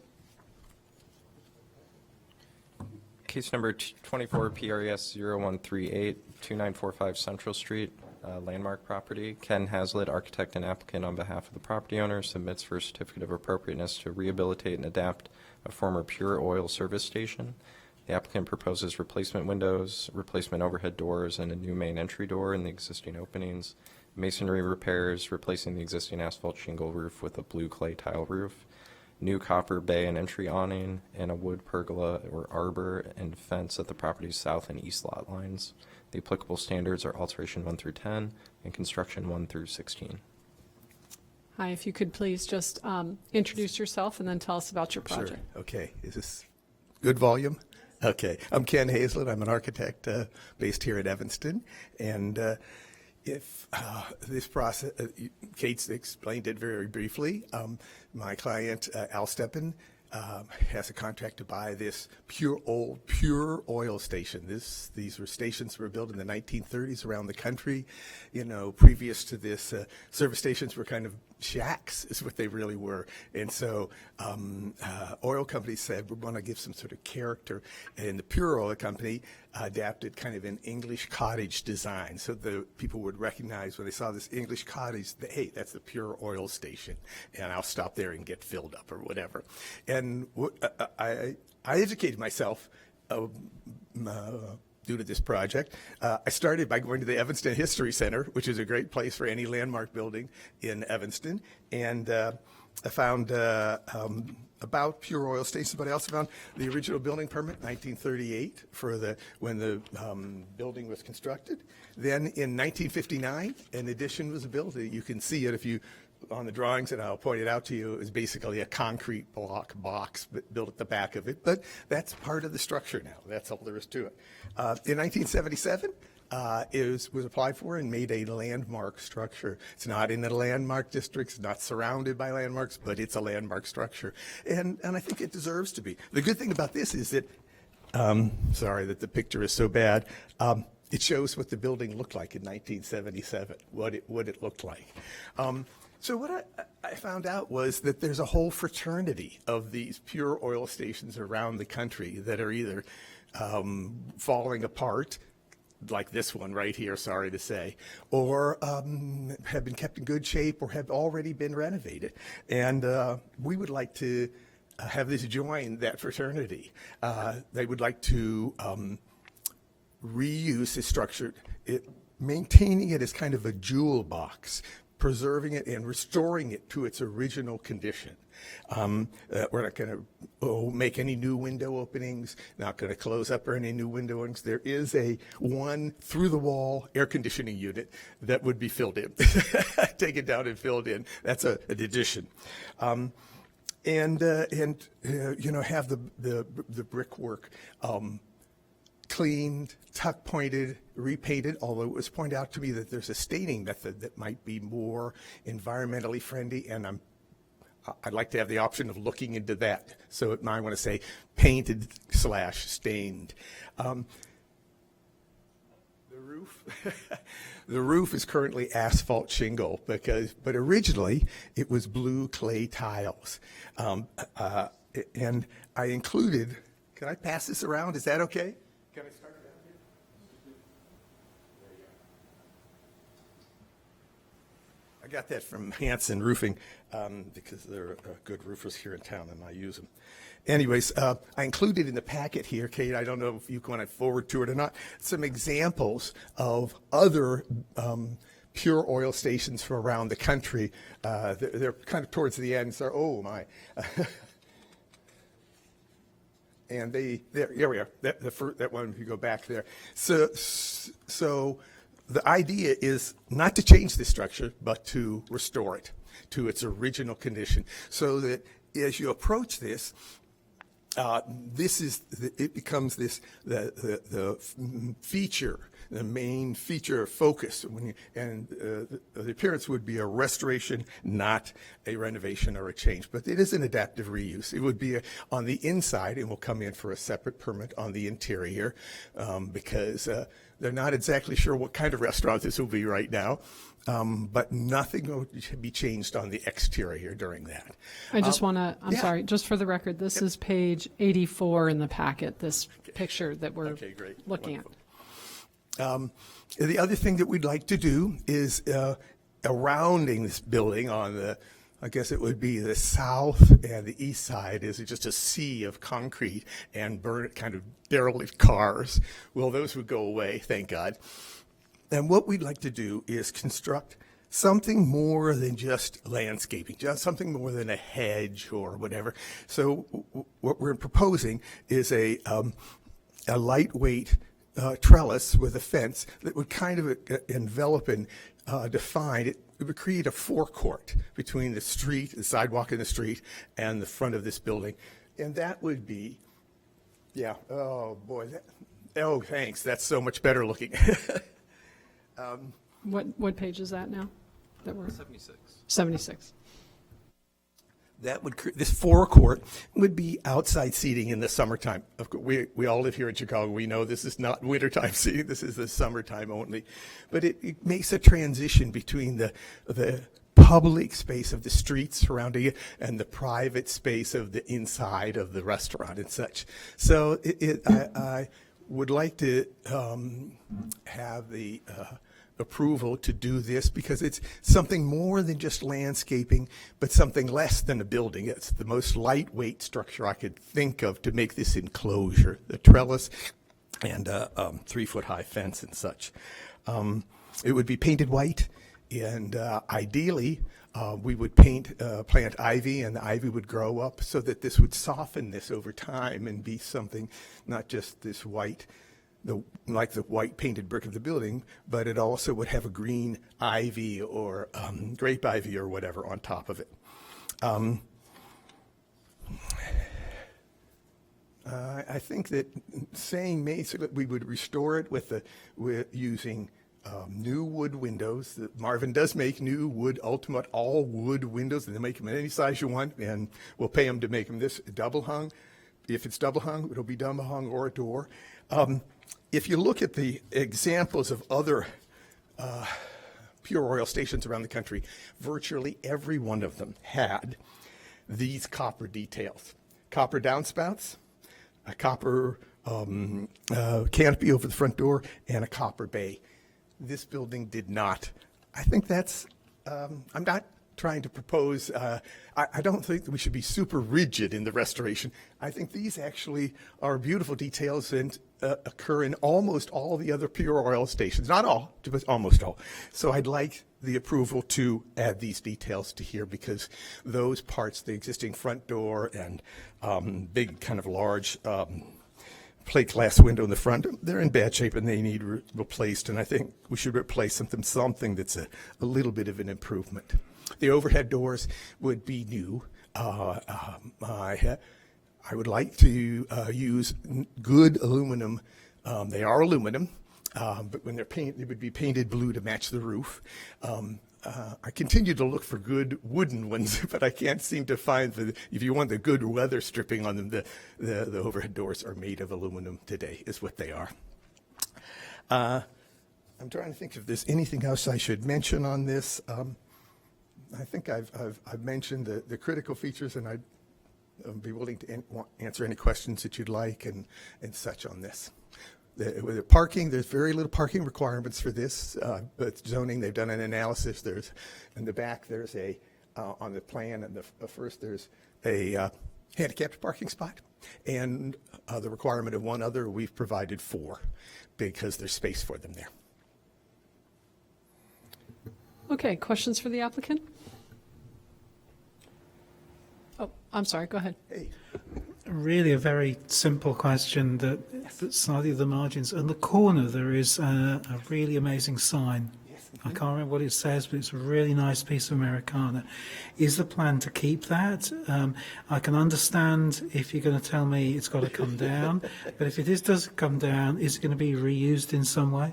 Well, we can keep it if you would like us to, but I would like to point out that sign is after 1977. It's after it was made a landmark. When you look at the picture in the landmark designation here, there's no sign whatsoever. The pure oil stations had a sign. I'm sorry, these aren't all in the packet. They had a sign like this. It said pure oil, like that. The sign that's there now is a different shape and configuration, and it says Lincoln Wood Service.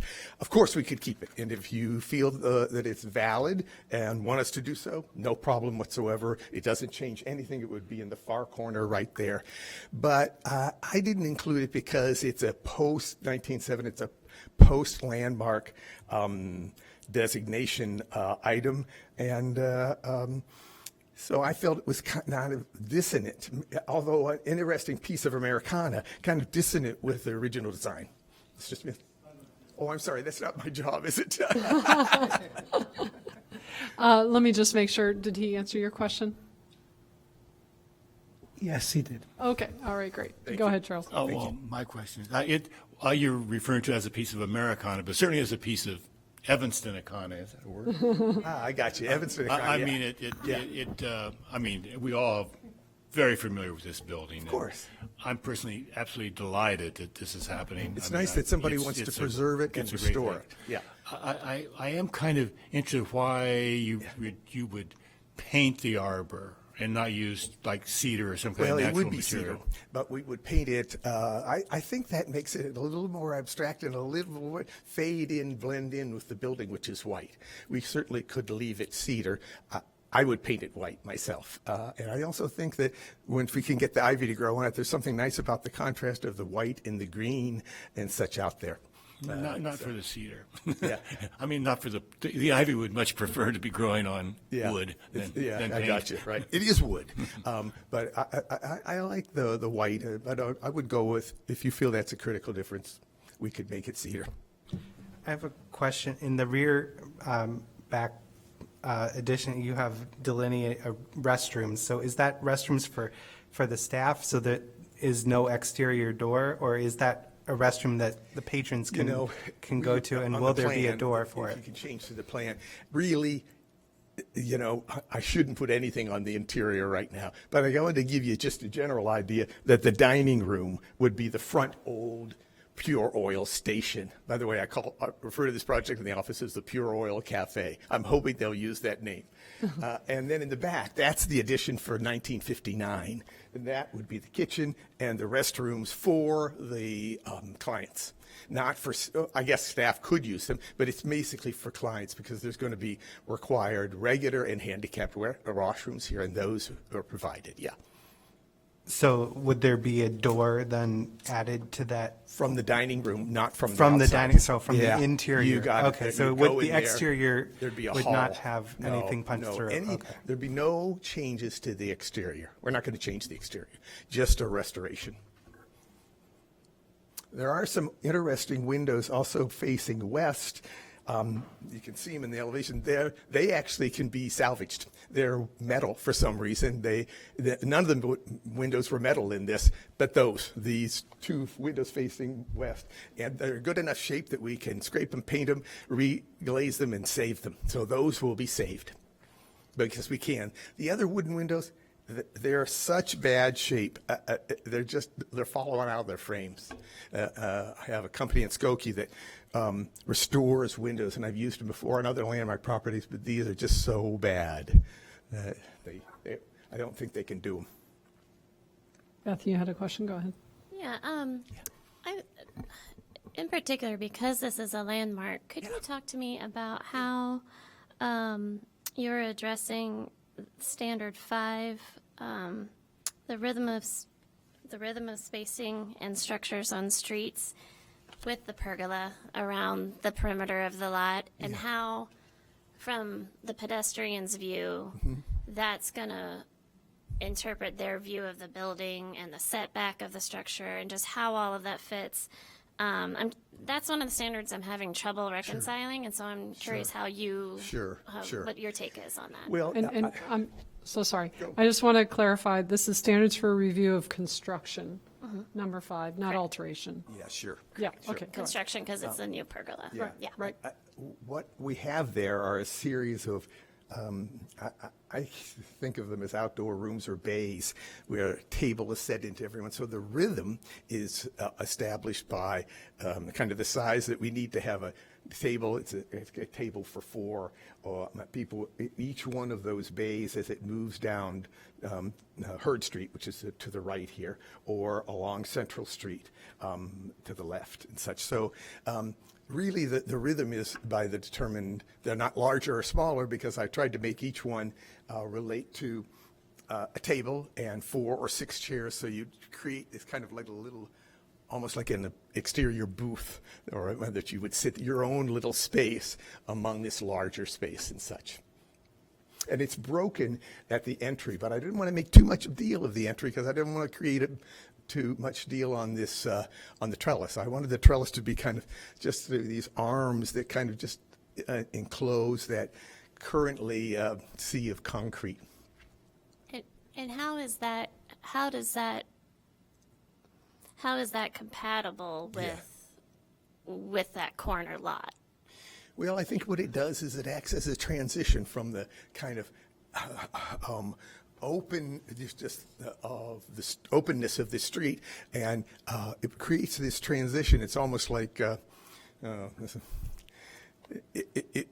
you traverse that space, you're entering the really kind of I don't want to say the sacred space, but I'm going to say it, of the dining room. That's it. So that it creates a transition between the public world out here and the private world of the cafe. Will you be infilling the curb cuts, the driveway aprons and whatnot? I know we will. Yeah, we will. Because there's no need to maintain those anymore. That's right, exactly. Yeah.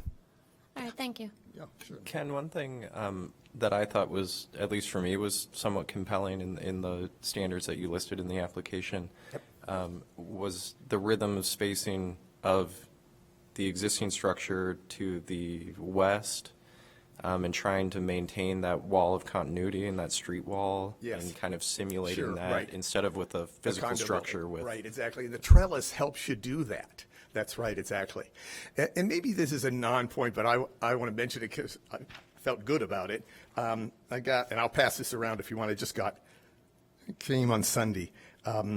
The Evanston Central Street organization, there's an organization, a commercial organization, Angela Schaefer, the director, sent a very nice letter of support. She saw an article on it and she said, I love this project. I love this for Central Street. I'm 100% in favor. Right. Okay. So that's a public comment, but we're not done asking you questions yet. Okay, yeah. We're going to, I just want everyone out Oh, I there in didn't even know YouTube you got a copy. Good. to know that we're aware of that, but we're Okay, in the applicant Yes. Gotcha. questioning period. I Gotcha. wanted to just read from the application really quick, or at least remind everybody, it's on page 68, that we have we are asking applicants to choose their, the 3 standards that they think are most relevant. And the walls of continuity is one that the applicant chose as being most applicable. So that's what Cade was talking about, walls of continuity, facades and property and site structures. I don't know, should I read? Or I think that the applicant has already said it, but that's the reference that Cade was making. It's on page 68 of the packet. Beth, you were going to say something? Just another question. Yeah. The materials for the site, are they going to be new concrete, new asphalt? What is the site Not asphalt, materials? yes, but new concrete. I'm hoping that we have a little bit of leeway on that, that it might be stamped or in some way ornamented rather than just stained, for instance, stained or stained and stamped. I want it to be more than just replacement concrete. It's certainly not asphalt, but at the same time, it has tables and chairs on it. I can't have. I would really like, gravel or something like an Italian villa, but I can't. It's not feasible. So I guess a follow-up to that would be, there's a lot of impervious, so is there any way of putting some kind of permeable pavers in, not for the whole site, but at least somewhere so that there's some water runoff? I agree. addressed? It'll always have a series of drains, so you could, sort of a big giant mud puddle or a puddle in the rain. But I think the ideal solution would have some sort of permeable surface so the water could drain naturally into the ground. Exactly. Mm-hmm. So that's something, Cade, that we would require? Or is that part of our purview? I can't think of a standard that directly relates to, but it's a fine point of technical assistance to a nice offer. Yeah. I don't know the impervious surface requirements here, but they're very high. It's a business district. It's true. So, yeah. I share your concern, and so I share that desire. A couple of questions. One, have you been addressed or met a requirement for impermeable surface? Well, right now, you have a build. we've been through a zoning analysis. We did not violate the permeable surface even now. So I think because it's a commercial structure and the current zoning, I think actually it doesn't violate it. That doesn't mean we don't want to do it. It does. It means we're not required to do it by zoning. That's one. I'm still having trouble with the structure. Yes. If you paint it, once you grow ivy on it, you can't repaint it. Yeah. Once again, it might be stained rather than painted. Stained white rather than painted white, which I agree with you. It has a problem over time. The staining less so. So I'm open to leaving it natural cedar and the owner is following my recommendations on this. That's Yeah. kind of my trade. Sure. I'm a landscape I got you. person I got building you. Good. landscape Yes. structures. Yeah. But, and there is do I see that there's a lack of any kind of trees or any kind of, Where I'd like to landscape it is in the corners where there aren't tables or anything. That I imagine that those areas could be developed as landscaping. That's where the ivy or whatever could be planted and grow up the trellis. I of the was thinking corner. more of canopy. Oh, it can't be. Yeah. Which, I mean, it's something that we are really stressing here in Evanston, particularly in areas like this where there's a lot of paving and there's a heat island effect, and it's Yeah, a sure. global warming issue kind of thing. Yeah. But the drive-by appearance, it just doesn't resonate well with the amount of what do you call that structure? It's not an Trellis. arbor or It's a trellis. trellis or an arbor, right? Exactly. And I think your eye and your emphasis would go on the building. It's the three-dimensional large, especially the blue roof. Yeah. Because I think that was a feature of the original station, and I think that's going to be the strongest feature here. It's the color that you're going to see when you drive by there, not so much the lightweight white trellis. I think it's going to be the blue roof and the blue building. Stuart? Yeah, I think the scheme is interesting. I like that Cade pointed out that your outdoor seating provides an element of continuity to the street. First, can you tell me the height of the trellising? 7 feet. It's 17 feet. No, 7 feet. Oh, 7. So you walk in and it's kind of It's a roof. a low space, not a So big, tall. it's Yeah. the underside is at 7 feet. That's right. So it's low. That's yeah. right. And the fence is other at 3 question feet. that I had is the fencing, the privacy fencing that's shown adjacent to the tables around the perimeter. Here is rendered as if it's a picket of some sort where you see through. Right. It's 3 foot tall, too. Okay. You know, what's really interesting is, I mean, if I read the scale of the plan correctly, it looks like you can get about 6 or 7 tables on the inside of this thing. So the whole scheme, it seems to me, is really dependent on all of the outside seating. And one of the questions I have, because, you've sort of, I don't want to say buried, but the landmark building becomes a kind of central core of this thing that's wrapped around it. And I mean, unless I've missed something, every single view of this is either a bird's eye or axonometric. And it would be really useful to have a street view of it. Well, it's shown in elevation.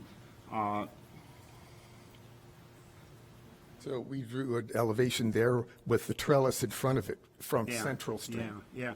You know, my only feeling about the trellis that's shown there is that where you break it doesn't really correspond to enter the precinct. It would be really nice if it corresponded to the gable and to your door. Sure, I and understand. you left out a little bit more of the trellising, so And the that only reason I somehow could- or other it was more of a framing element for the most prominent portion of the landmark building, rather than just a kind of wrapper that hopefully won't obscure it. Yeah, and I kind of wrestled with that too. If you could go back to the plan, what this does is it's kind of a balance between, there's a path or a change of materials or whatever, so it kind of meanders you, takes you over. If that was recentered to the front door, that makes sense if you're approaching dead on from Central Street. But what I did let govern in this sense was that rhythm of the space in the trellis for a table and chairs. So if I make it dead on. That main gable is so dominant. Yeah, It would be nice if. Sure, and we could move it. If sure. it spatially Sure. projected and somehow interacted with a wrapper that you've put around the site. I think in 3 dimensions, you'd make the adjustment. This picture looks like it's about 60 feet from the building. There is no place on Central Street where you're going to be 60 feet from the building. But if you're walking up the sidewalk, He's saying I think that that's you, more there's, the way it because becomes you're right on the very, sidewalk, you're not. very dominant.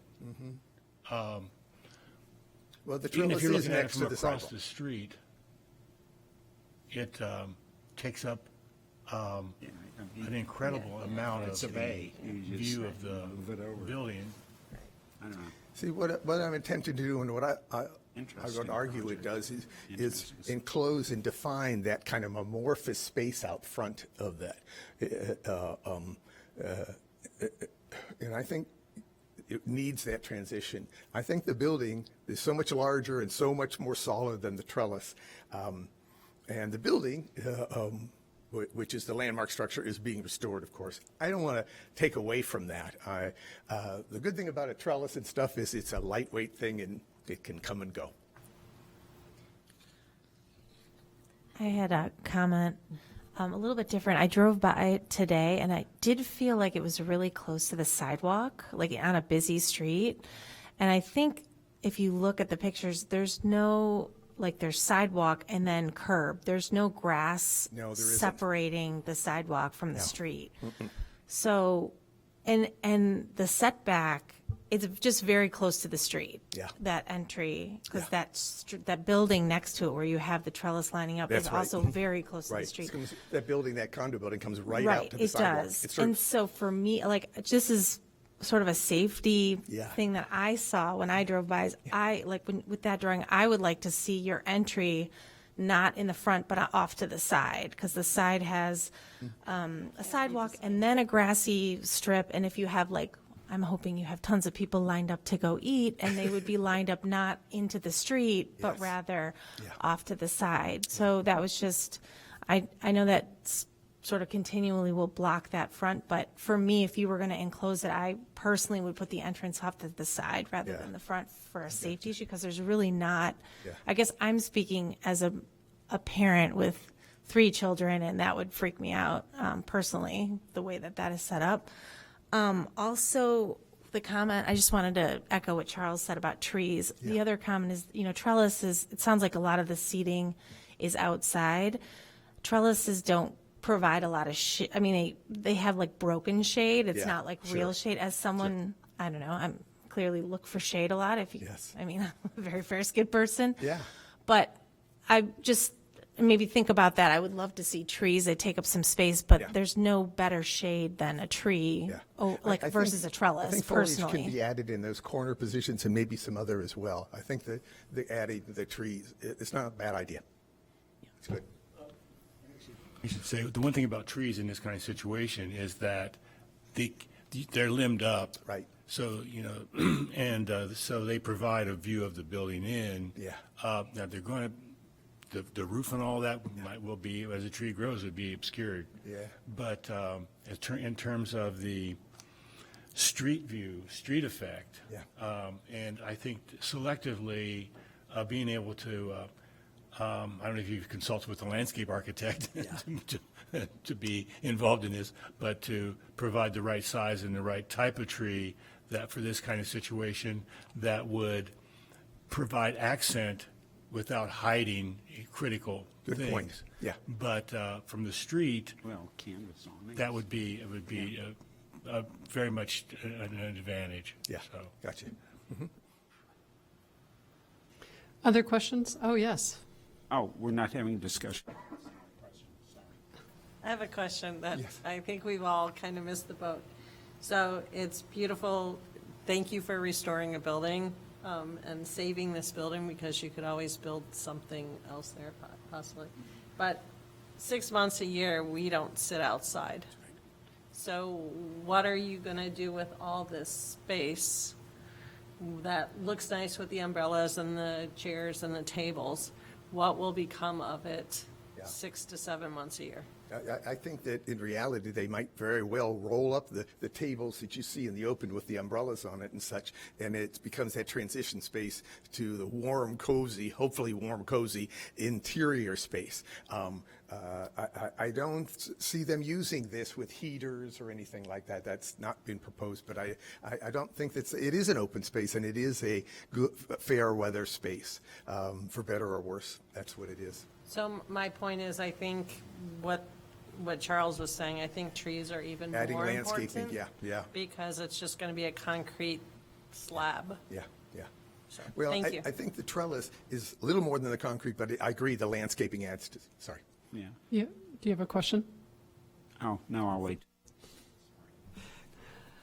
Question? Yeah, go ahead. It's kind of a question, and I'm glad that I was the one who suggested staining the brick. Yeah. So I'm glad that you're Oh, I'm looking very open to into that. that, because once you paint brick, it becomes a maintenance issue. Yeah, sure. And you have to constantly repaint it. And I'm not so certain with what the condition of the brick is currently when you do your tuck pointing or when you take the paint off. Yeah. If the fire skin or if, Yeah. if it becomes crumbly, or you're going to have to replace brick, or, I'm sure there'll be some brick replacement, yeah. right, but, so I think that moving towards the staining. Staining is a good would be idea. great, Yeah, Is it currently painted? it is. It is painted now. It is painted now. Yeah. Yeah. And many I don't know coats, when it too. was last painted, but the technology has changed tremendously. There are masonry paints now which are absorbed into the brick and act entirely differently from the paint people used to put on masonry a few years ago. Yeah, got it. Other questions for the applicant? Go ahead, Beth. And just to clarify, the rear addition is CMU, is that right? Say that again? Is the rear addition CMU? Yeah, it's masonry units, concrete masonry units. Yeah, Yes, it okay. is. And it's just going to stay that way. Yeah. But it's also painted or stained. Other questions for the applicant? Okay, thank you. So next up is public comment. Is there anyone here in person wishing to speak on this? Okay, and then we do have one comment that was emailed. And I received this at 6:30, something like that, so I'm going to read it instead of sending it to everybody. I'll post it after. But it says, "Dear members of the Preservation Commission." I'm sorry, Kate, could you tell us who it is that? I was going to finish with that, but that's fine. This is from Angela Schaefer, Community Director, Central Street, Evanston, SSA. SSA is a special service area. Dear members of the Preservation Commission, thank you for giving me the opportunity to submit a statement. I am the SSA Director for the Central Street Business District, and I would like to offer my support for the planned restaurant project at 2945 Central Street. Central Street is special. It is rich in history and culture and defines what a neighborhood destination should look like. 90% of the businesses in Central Street are independently owned, with many of the owners living right in Evanston. The district continues to evolve with new concepts, but legacy businesses and buildings from the past help keep it tied to its roots.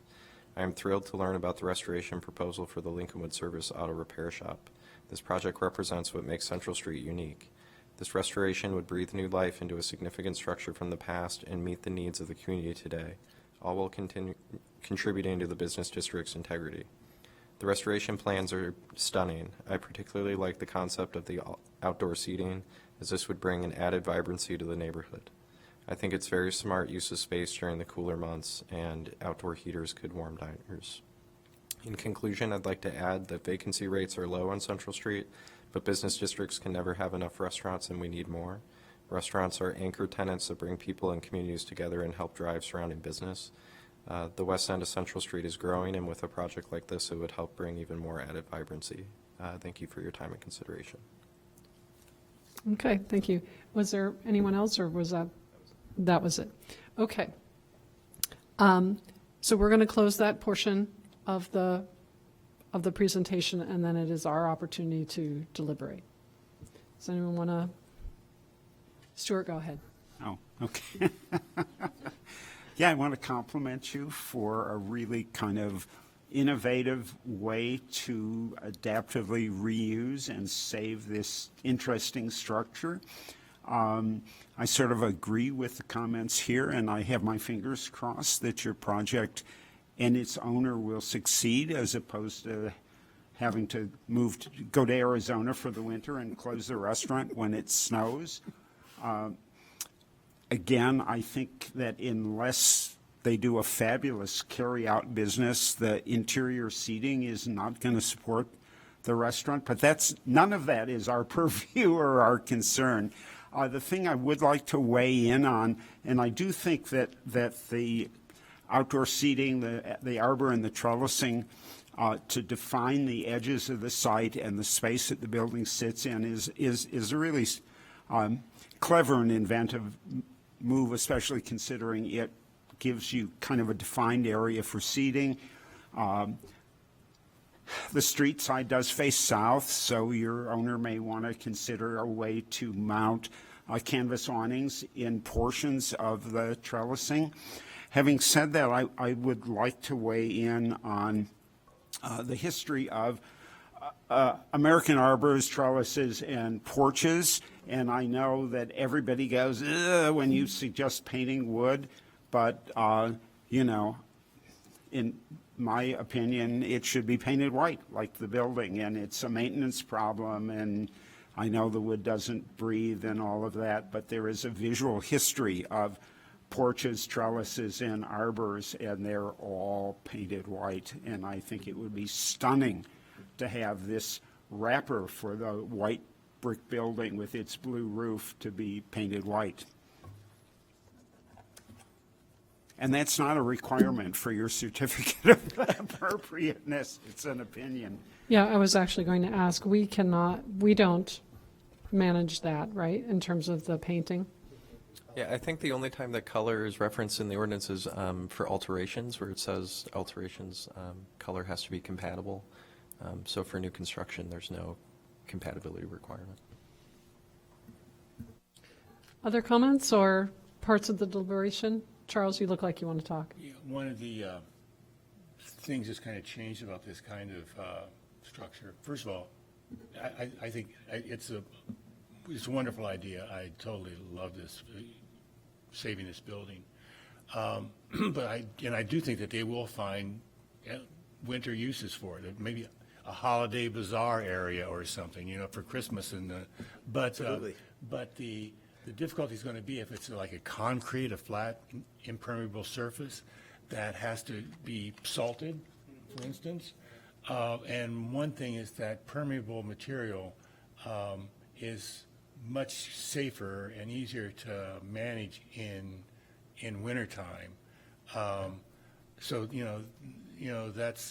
that's kind of consideration. But seriously, this kind of thing is something that landscape architects are very, very good at. So I don't know if you're talking to Jessica or somebody about how to execute this so that it's serviceable, manageable, safe, and so it makes money instead of costing money. Agreed.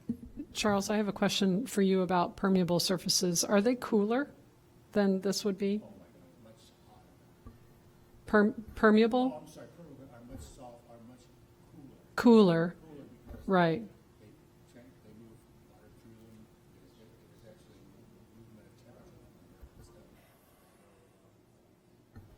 temperature. So that's an advantage as well, if you're thinking about your, Well, it would be dog safe then too, if you went with a cooler surface. yeah, so there's a lot of advantages. What this is paved with, is that in our purview in terms of? Sure. Yeah, so it's showing paved with concrete now. It is, in but I'm very impermeable. open to permeable solutions. Right. Exactly. But that's something that we would actually need to discuss, because we would be giving them a certificate of appropriateness to build it this way. And to qualify, when I said sure, I think the standard for materials and textures certainly applies, but I think its intention is that the material and texture is compatible with the design vocabulary of the building itself.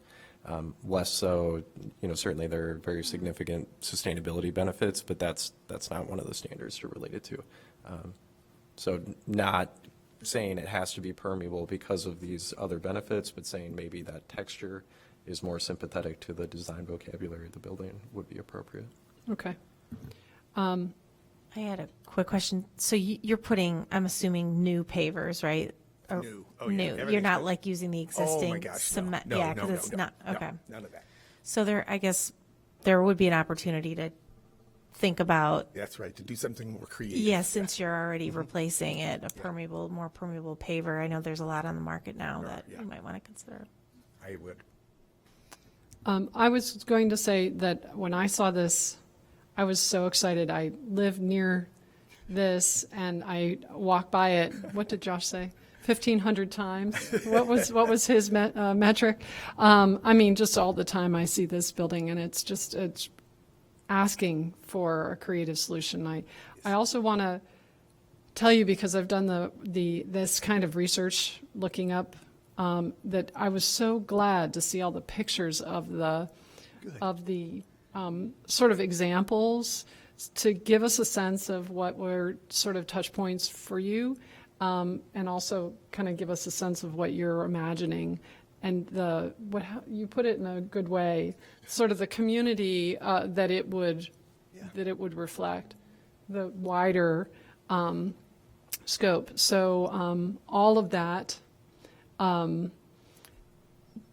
is great. I personally, I am very neutral on the pergola. There is a lot of it, and we have such a spectacular building. It feels just a little bit like it's fighting it, but maybe it'll be open enough. So I'm going to let my colleagues deliberate over that. One thing that was very compelling to me that Stuart said is about the fact that what you were putting at the street side is definitely in front or not related to the main cute little facade that you're going to have. And if I were driving by, that would strike me as odd that there's no communication between the opening that's at the street side and the building. Yeah. Well, I'm certainly willing to look into changing that, because I hear your argument on that. I do. And I think that might be an improvement. Yeah. And Chair, if I can follow up on that, because that's kind of addressing another of the standards that was concerning me with the pergola or trellis was the construction standard number 10, scale of a structure. And I think it's a lot of new wood being introduced to a site of concrete and brick. I think that there's some changes that you could make with that opening, that main entry off of Central, to let passersby, either walkers or bike riders or people in the cars, just being able to look and not just see the wood in front of them, but be able to get that peak of the jewelry box back there. The jewel box, yeah. Just See the back jewel into box, it. yeah. That's Just it. widening that Yeah. viewport for hear the you. passersby. Sure. Then you're going to want to go in there. Then you're going to want to turn the corner and go back. Yeah, I understand. So Yeah. the way to widen it and also recenter it, I think those are both good ideas. Yeah, I think that would help that standard Yeah. of the scale, because it's still a little heavy for me, but I think that those are some tweaks that those you would could help. make. Yeah. And second, I did just want to say, I definitely do appreciate that you're telling the story of this building. And this building has a story to tell about the development of this block in this area of town. And that's where I started with this, by going to the Excellent, history and yeah. understanding that story. And I agree heard with that you. from Yeah. you, so I appreciate you bringing that to us. And Good. I hope maybe that's a placard on the building, when people are waiting in line, they can read about the oil or whatever the, Waiting in development line of for that the corner Pure was. Oil Cafe, right? Because they have a story to tell. Yeah. Thank you. I was going to say, those pictures are so awesome. I would hope that you would have really nice pictures framed inside the Yeah. building Hope we on would too, the right. walls on the inside. I'm going It to would become an investor in this be property. awesome. But even if, I don't know, I think, and maybe this is the way it's going to be, but it would be interesting to spend some time reimagining the trellis and something other than just this, the flats. Even if they were like if they were angled a little bit, the passerby would get a better view of the building. Yeah. but it wouldn't affect the amount of shade that it would cast. But it just seems that it's for me, it just screams for maybe something a little more imaginative, something that doesn't, have Well, hopefully that massive. the landscaping, I do think we should add some landscaping on here, and the recentering and widening of the opening. Those things I would like to do, yeah. Thomas, I feel like you were about to say something. Yeah, I think when you were doing this, it's kind of like you're hugging the site. It just needs a hug, not a bear hug. That's right.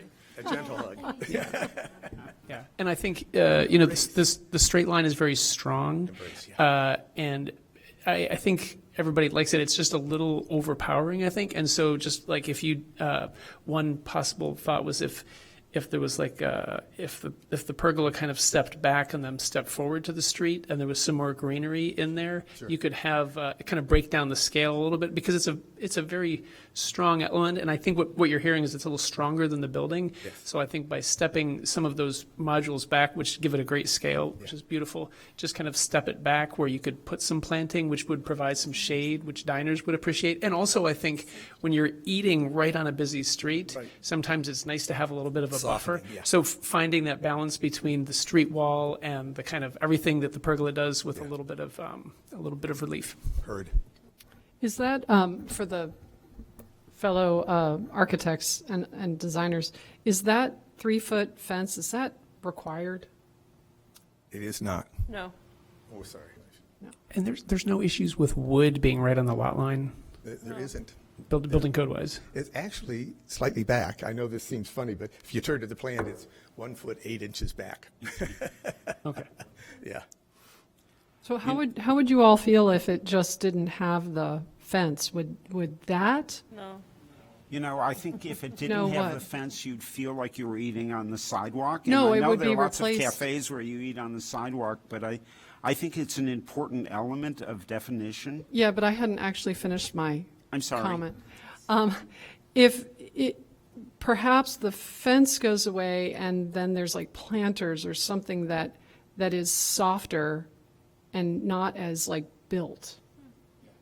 And I'm how- open to that. You could have a hedge, a low hedge or whatever, which would act as the same barrier. But when we have the space actually to plant that in there, because we're 1 foot 8 back from the lot line, we could take that 20 inches and use it to plant a green hedge along it. The greenery would soften the trellis and stuff. And so I think that's a good idea. That was actually my question for the commissioners is imagine for a minute that the pergola stays as it is, except that it gets wider for this hug instead of bear hug. The entry. I'm going to totally steal that from Thomas from until the end of days. But but then just remove that fencing. Like, is it the fence part that's the problem, or the pergola part? Well, I that think you the fence. guys are. Let's just. Can I ask a question? Yeah, go ahead. Can we approve the building and have the landscaper come back with a plan? Well, the Go ahead. pergola Sure. Yeah. come back for So we administrative could. review.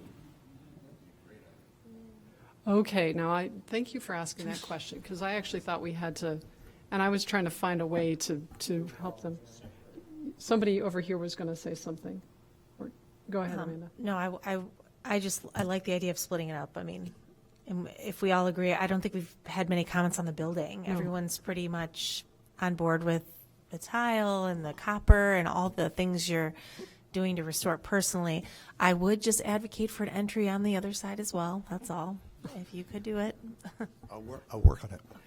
But what I hear you saying is that the building, we would separate out and then we would give them a continuance? Well, Or what is the thing that we're talking about? I'm wondering whether it's just an administrative review that relates to the pergola, the spacing of the opening. I thought your suggestion was a great one, that perhaps along the street, instead of a rail, you might want planting. I would suggest the planting goes in boxes so that if it doesn't survive more than a season or two, it can be easily replaced. But, I mean, that's a great suggestion. But can we do that? Can we grant a certificate of appropriateness with an administrative review for the opening of the pergola, and then the railing or edging of the pergola? Well, there was also what it was going to be paved with in front. Oh. So there's that. I mean, I don't want to say no, I'm just saying that. It would be a big help to my client. I'm just saying he's going to a lot of effort and investing a lot of dollars. It would be a big help to him. Of course, we'll follow whatever you say, but it would be a big help if he got a certificate and had an administrative review for the pergola, the landscaping, and the paving out front. That would be a big help to him. Sorry, Alright, so why is that I'm just curious, why is that preferred versus coming back to the It commission? allows him to move ahead knowing, what the scope of the revisions are rather than leaving it open-ended. But once again, I didn't know if it you'll was follow. timing or, It okay. it is timing because he's closing on the purchase of it in December based on your decision tonight here. If you give him a decision of certificate of appropriateness with a review on these, I don't want to say minor, but less major from his perspective, all the money is in the renovation of the building. And that's really the heart of this whole thing. And, we continue to work on these other points. Charles, you were going to say something. Sorry, Thomas. Charles, go ahead.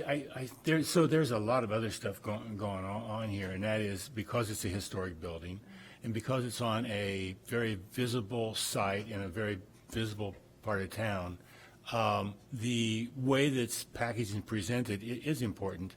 But what Stuart just said about if it dies or whatever, I think that is why having a landscape design is important as to how you can. And I don't think this is a bad thing for the owner, for the prospective owner, because I think that he wants it to be successful and a real successful project.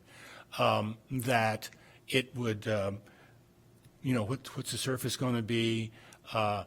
What are the parts of the building that you don't necessarily want to accent or hide? Which ones would you prefer to hide? What are the different ways you're approaching it from the corner? All those questions, which I know, I don't know where those fall within construction or all the things we're talking about, but from a architectural landscape construction perspective, those are the things that make a site financially sustainable, attractive, and an asset to the project, and doesn't take away from it. It should make it better. So that's why they're in the business. Thomas, go ahead. Well, this is actually a question for Cade, because it's presented as one project. This is just an administrative question. Like, can we cut the baby in two? And we can. I think it would be fine to say that you're approving the certificate for the physical structure and asking them to come back for just to reconsider what that kind of accessory structure looks like. The questions about landscaping, none of the landscaping requires a permit, so that doesn't require a certificate as a result. So it's really just the physical structure of the arbor that, at least in my mind, that's in question. It's just just to be clear, the physical structure of the arbor and also what the paved surface is? No. Because that's the hardscaping, thank you. Is the arbor an auxiliary structure, or is it landscaping? So actually the only portions of this project that trigger review by the commission are the additions of that copper bay and that copper overhang over the front porch. The other aspects of it are listed as minor work. The paving would be minor work. The construction of the arbor would be minor work. So it's really the alterations to the physical structure that are triggering the review. Okay, so I want to make sure everyone understands what he just said, okay? So if it were a structure that as it looks like right now, without the arbor, and then they wanted to build the arbor, that would be considered minor work, and that would be automatically administrative review. That would not come here. Right. Yeah? Everyone on the, and you understand that, But that's not what's happening. right? Because they've included it in there, Because they have alterations to the building itself. Okay. right? It's But- also.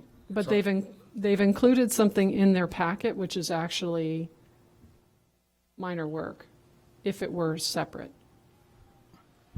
But it's not separate, right? So we can divide it, and I think we can still do what we talked about doing, right? Approve the building and ask them to come back for. But I think what she's saying is that they don't have to come back for that other stuff. They don't have to come back for it if I it's. think, the way I understand it is they wouldn't if they added it later, but since it's part of this today, then they have to. That's how But I we- understand it. Right, right. And so, but if I understand correctly, from a procedural perspective, we could split it so that even though they submitted it like this, we could split it up and just do the part that falls under our purview.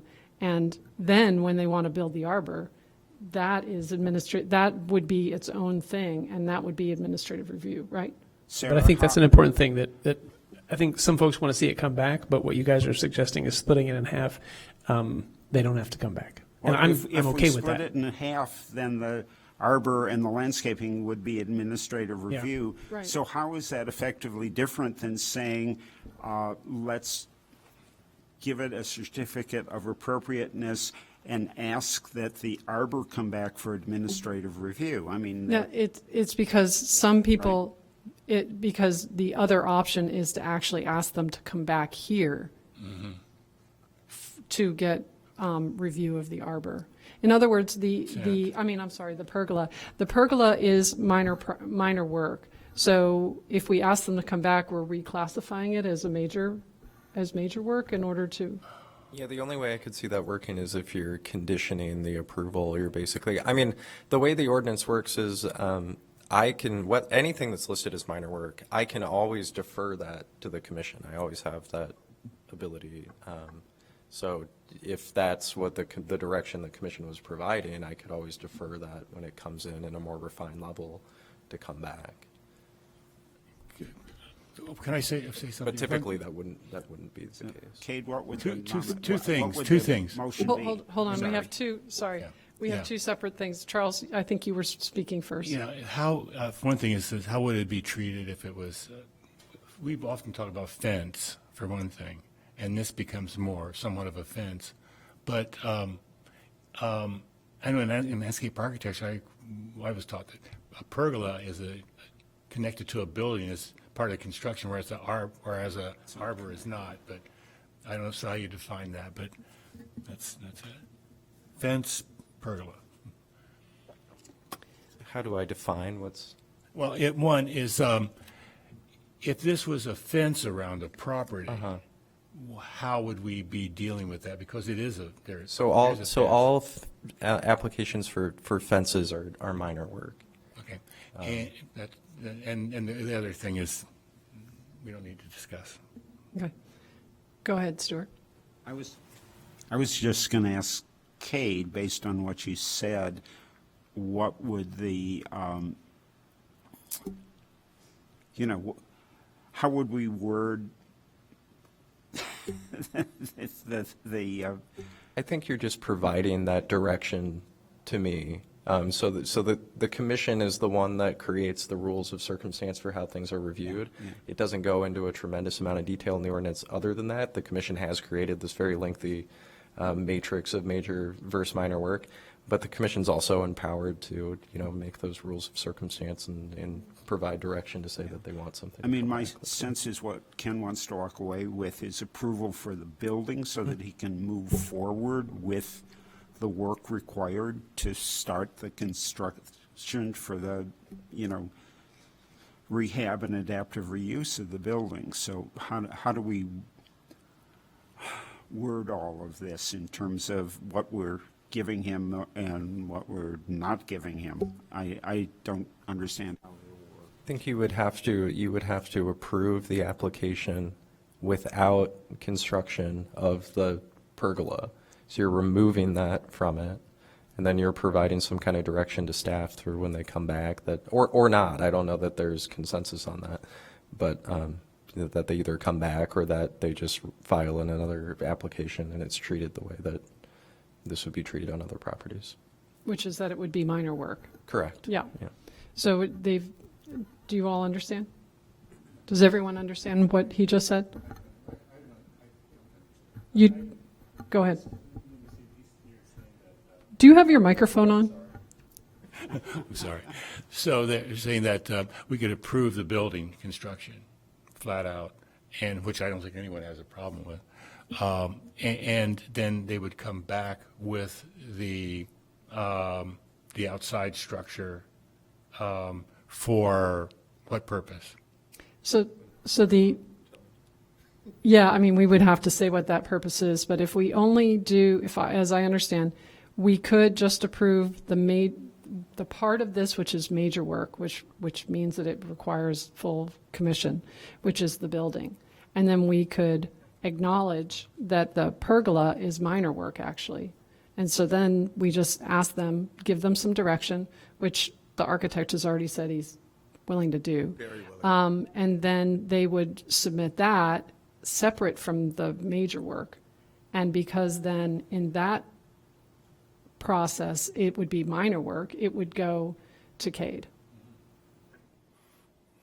But I think, didn't Kate say it could also come back to us? We could Because- say that, but we Yeah, don't. because you said he could kick back any minor work to us. I'm just thinking like the landscape architect on the commission has some thoughts. Yeah. Because some good feedback, and I don't know, it feels like it makes sense that it would come back. That's what I think. And I don't think it'd be too burdensome. I mean, I don't want to speak for the owner of the building, but having the COA on the building, I mean, that's the bulk of the work, the restoration. I think obviously it does take time to come back, but I'm not sure how much more versus an administrative review. So one way that it has been handled in the past is when something comes back, which is technically minor, but, needs some discussion or might need some discussion, it goes to the officers. We've done that too, where the officers talk about it. Or anyone, but I mean, the officers are like the default. I know that this is minor work, but there's been some discussion. It seems like there's enough interest in this, and it's not a problem for the applicant, that we should all just take a look at this when it comes back. It seems like the simplest thing is to divide it in half, approve wholeheartedly the restoration of the building, and recommend when it works out to resubmit the minor work, which we can all look at, which Kate just said we can all look at it. So it seems like that's the thing that works for timing, works for the owner, works for us, everybody's happy. We would all look at it in the In a November full meeting. commission, They come November back. meeting, yeah. 'Cause Or we can't- whenever it works. I mean, November, December. Yeah, well, he has 60 days, right? If we are asking it to come back. It has to be within two meetings. Sorry. We've done a continuance before at the request of an applicant to two meetings. Yeah, So yeah. whatever the applicant feels like is the necessary time to come back, then we can make that continuance Right. time. Yeah, I think we saw one tonight that was from July, so that was more than 60 days. That was, well, New application. that was a new application. Okay, It withdrew Yeah. sorry. and My- reapplied. yep, I didn't So just realize. for everyone's clarity, the commission can continue something once. You have to take action on a case within 45 days unless they agree otherwise. Got it, okay. Right, so I knew that there was some, And, but and Kate, if we divide it, can he just present it as a different case? I think it would just be a different case. And you could think about this another way. I mean, he didn't have to show those details necessarily. He could have come in for just the rehabilitation of the building and in another couple months filed a separate application for. So I give you some credit for showing the full composition. I think there's a lot of value to that. You might But be it- regretting it. But he wouldn't have to file a whole new case and pay the fee again and everything. It would be continued to the same case, right?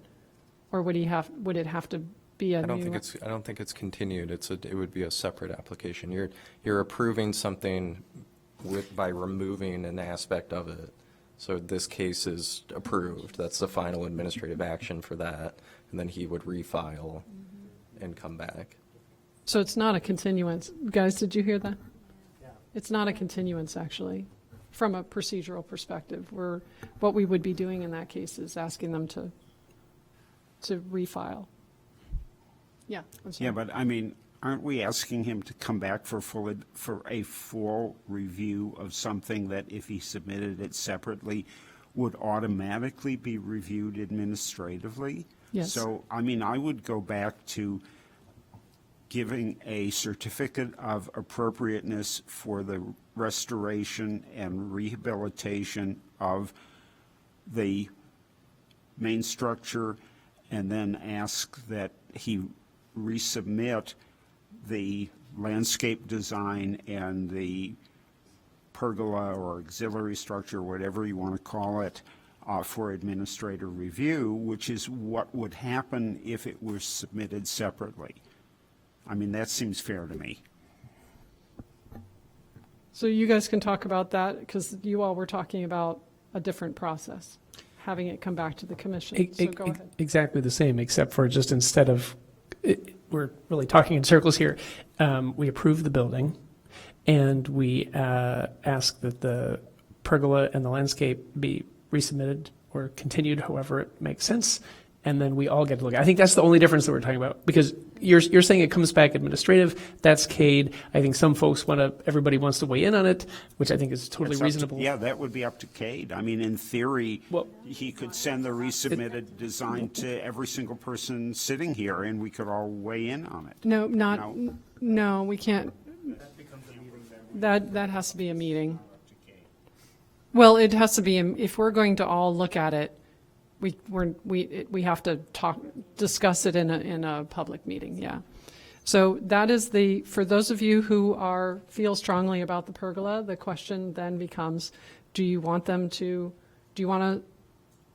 separate this and have them resubmit the pergola and come back and, classify it as major work? Well, so it doesn't, so technically it's not major work, it's still minor work. It's just that we're sending direction to Cade as staff member that as the full commission, we would like to review the minor work as a full commission. So therefore, because it's minor work, my understanding is that it's not as onerous or a big fee that he has to pay for a new application, right? We're just sending direction to staff that we want to review the minor work. Yeah, I don't know if the fee's Right. the big issue, but technically the way the fees work is anytime something's reviewed administratively, there's no fee applied. The way the ordinance reads is that fees are applied when the commission reviews something. Does that make sense? So the only time we assess historic preservation fees are the cases that come before this body. The only reason why I'm saying major versus minor is because minor is defined as administrative, and major is how we call things when they are important enough, significant enough to come and be discussed publicly by the full commission, that's all. But the question for you all is whether the pergola needs to be seen by the full commission. So that's for you all to debate. I'm happy to facilitate that debate, but I am I'd like to see it come back. Okay. I'd like to see it come back also.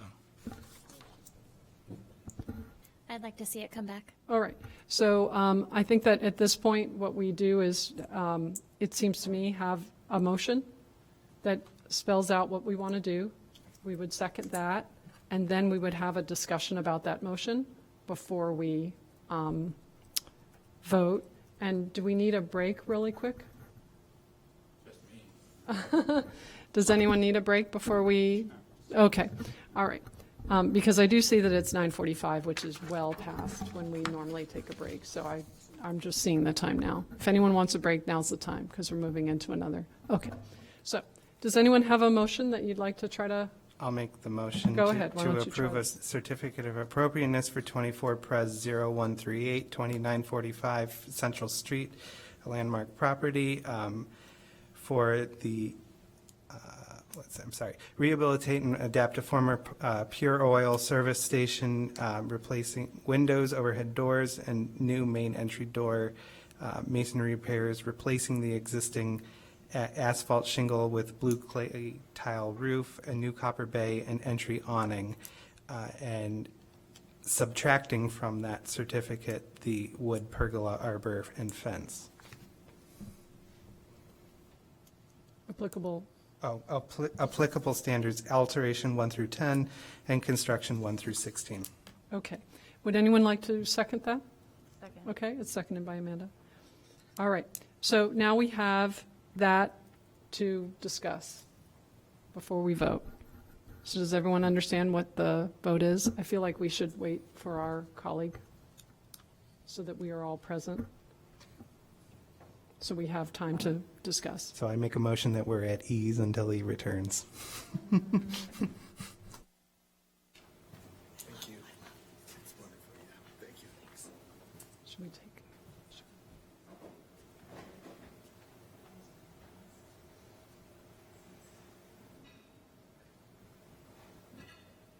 Charles? Why is Charles walking down the hall? I think he's going to get a,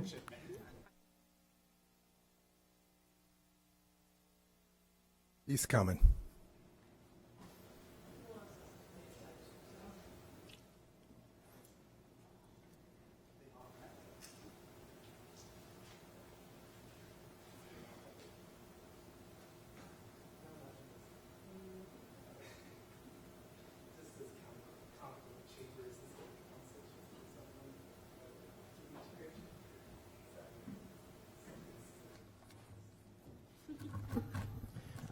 Charles, we've made, we've made a motion to approve the building part and to remove the last line here that says, and a wood pergola / arbor and fence. So just to approve the building part of this. And that was seconded. So we were in the process of discussing, and nobody had anything. Would you like, are you going to add anything to the discussion? Okay, and you understand what we're voting on? Okay. I do. All right, all right. In that case, we will vote on the certificate of appropriateness.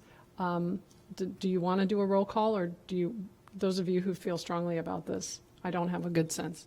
Have you closed the discussion? I was about to. Is there more? This is a question for Cade, but is there any reason, having approved the building, is there any reason why he has to come back and reapply for a certificate of appropriateness for the landscaping and the pergola? It seems to me he doesn't have to. Well, he doesn't have to for the landscaping. The only reason he would have to is because this body has directed me to send that application to you, that you'd like to see it. And you have the authority to do that.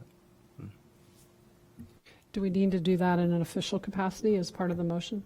Okay. The testimony has provided that. Okay, all right. In that case, does anyone else have anything that you would like to ask or discuss? Okay, in that case, we'll just do a raise hands for this. All in favor? Aye? Opposed? Abstain? Okay, that motion carries. Do you need to have anything? I understand. You Cool. understand? Yeah, Okay. You know where to find me. I do. I know All your right. email. Thank you. It's going to be a beautiful project, this building. I think it will be. We're going to really appreciate it. Great. Thank you very much, all of you. Thank you. I would like to suggest that we take a 5-minute break. I know that there's not much left in the agenda, but we've been sitting here a long time. All right, 5 minutes. Thank you. Okay, we've taken a nice, solid break, so we'll get back to it.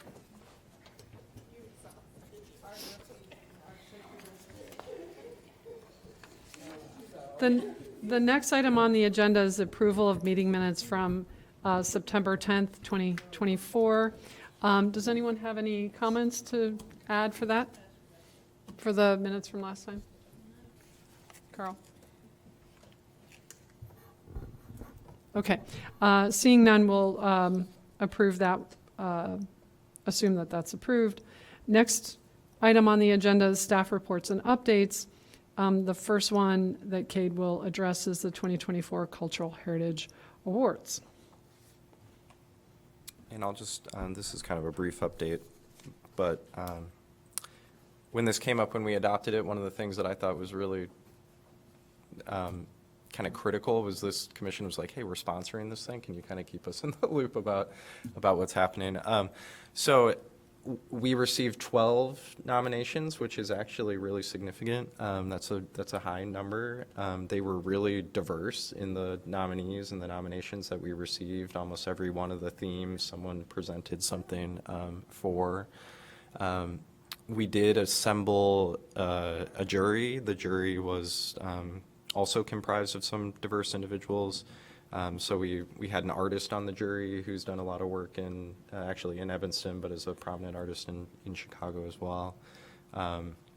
We had he has a background in landscape architecture and urban planning. He's a consultant for a long time and then has transitioned into the economic development side. He's the director of Uptown United, which is a business district in Chicago that does a lot of cultural programming and that type of thing. And then we also had an individual who now works for Chicago Metropolitan Area for Planning, but was the former director of, I forget the name of the department, but Cultural Affairs for the City of Chicago. So they met, this was maybe a week ago?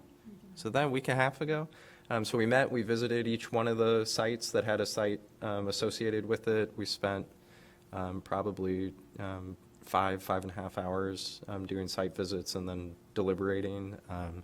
They, out of the 12 nominations, they gave out 5 awards, so it was relatively competitive. They gave out 1 award for each of the categories, so individual achievement, group achievement, and the Cultural Ambassador Award, and then they gave out 2 honor awards, which is kind of like a runner-up in 2 of those categories that they felt were very deserving but didn't meet the same threshold that the other 2 did.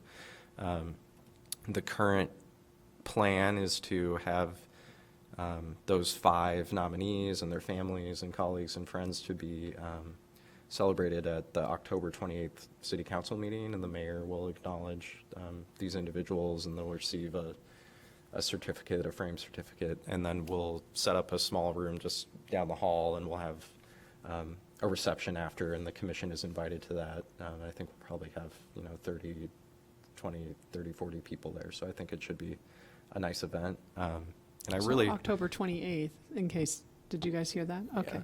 And I really couldn't have asked for a better first round at this. I think the fear is always that you make a big change and it kind of falls flat. And so just receiving 12 nominations and 12 really good nominations, and then having a really qualified jury, I think they felt really strongly that winning this award should really mean something. So they didn't want to just give out awards to everybody. I think they really deliberated really heavily over each one of them. And I'm really excited I'm kind of withholding who won right now and who the nominees are, which probably seems strange, just because I know that the city wants to acknowledge that kind of first as like a press release, and they're working on that. But that will be coming.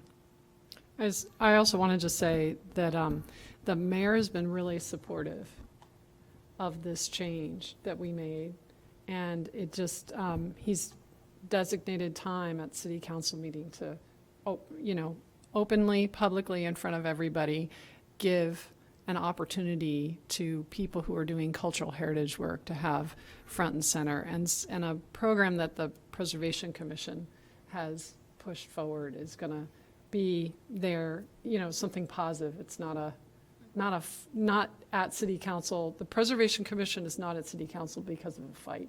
It's a positive thing.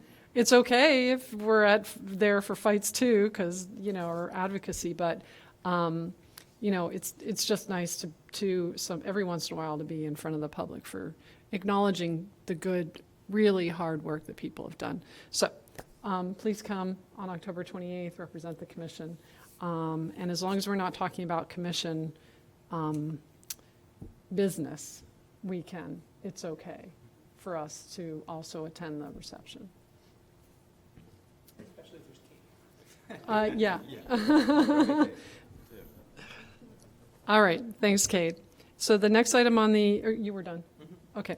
The next item on the agenda is the Envision Evanston 2045 review timeline and process update that Kate's going to give us. Yeah, so this is, this will be extremely brief, and this is just the information that I'm told, so I can try to answer questions, but I might not have those answers immediately. I might have to get back to you.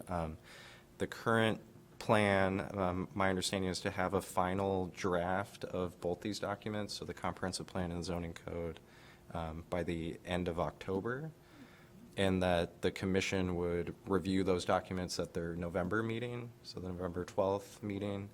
And then the current structure is you would create some kind of comments on both documents related to the preservation aspects of each, coalesce that into like a single review document. But then the commission, I'm not clear if it's multiple members or potentially just the chair, is given the opportunity to present those findings at the December Land Use Commission meeting. So then they will consider that in their deliberations, as well as some other commissions will also provide that same feedback, the Environment Board and maybe one other. I think I'm probably missing one. And then they'll provide their recommendations, including all of that to City Council sometime in the spring, I believe is the plan. So just to clarify, because this is the first time I'm hearing about this also, we're going to actually have these documents in time to look at them, right? And like read them. They're going to be in our packet, and we're going to be given the opportunity to genuinely review them Correct. before the November meeting. Yeah, correct. My understanding is that we will have a final version that's publicly available at the end of October. Okay. And then this body would have 2.5 weeks before the meeting to review those documents, and then create some kind of summary of. And then we like write a letter or something to the Land Use Commission, something like that. Correct, and Or a then memo. you or the officers or some cohort of the commission would be given the opportunity to present those findings in Okay. person. All right, Charles, you had a question. Do you have your microphone on? I have attended a few of the meetings with the 2045 plan and stuff and talked to a few. I haven't heard any reference at all to historic districts, about the possibility of creating new historic districts, why we have historic districts. Because when they talk about development and using space and changing the character of space for some future goal, I think there should be some consideration of before they decide to create a Walmart or something in an area, that whether or not there may be assets in that area that, should be preserved. Is there, I didn't see a process for that in 2020-45. Yeah, so I think there's going to be a big divergence between what was presented to you, was that in July, and what you're going to see in October, which was, that was very, schematic in nature, very conceptual, very zoomed out. There is a historic preservation chapter to the comprehensive plan. There was some discussions initially that there might not be, and it might be folded into different portions of it, but there is a dedicated chapter. So this commission would certainly look at that chapter in earnest. Preservation actions, initiatives are also spread out in other areas where they apply. Economic development chapter, the land use chapter, there's an arts and culture chapter. All of those have overlap, and there's some initiatives. I think my goal is probably not just to give you the documents and kind of wish you the best of luck. I think I'll try to highlight each of the sections that are relatable to historic preservation, and try to do the same with the zoning code, even though that can probably be a little more nebulous. But to your point, yes, I think the expectation is whenever you're looking at increasing development potential in a community, that should come in tandem with understanding what your built environment is currently, what locations aren't expendable, what locations should be, potential candidates for historic designations in the future, and all that will be incorporated. I attended a meeting of the land use committee meeting dealing specifically with 2045, and they presented a map of proposed development areas. I think we should I think that map of proposed development areas maybe, I don't know if we should look at it as a body, but certainly should look at if, you know, one area we have talked about in the past, I don't know, maybe I didn't, maybe it wasn't with this group, but in the south end of Evanston, there's a little bungalow district down there that's really cool, and that may, I don't know if that, is it?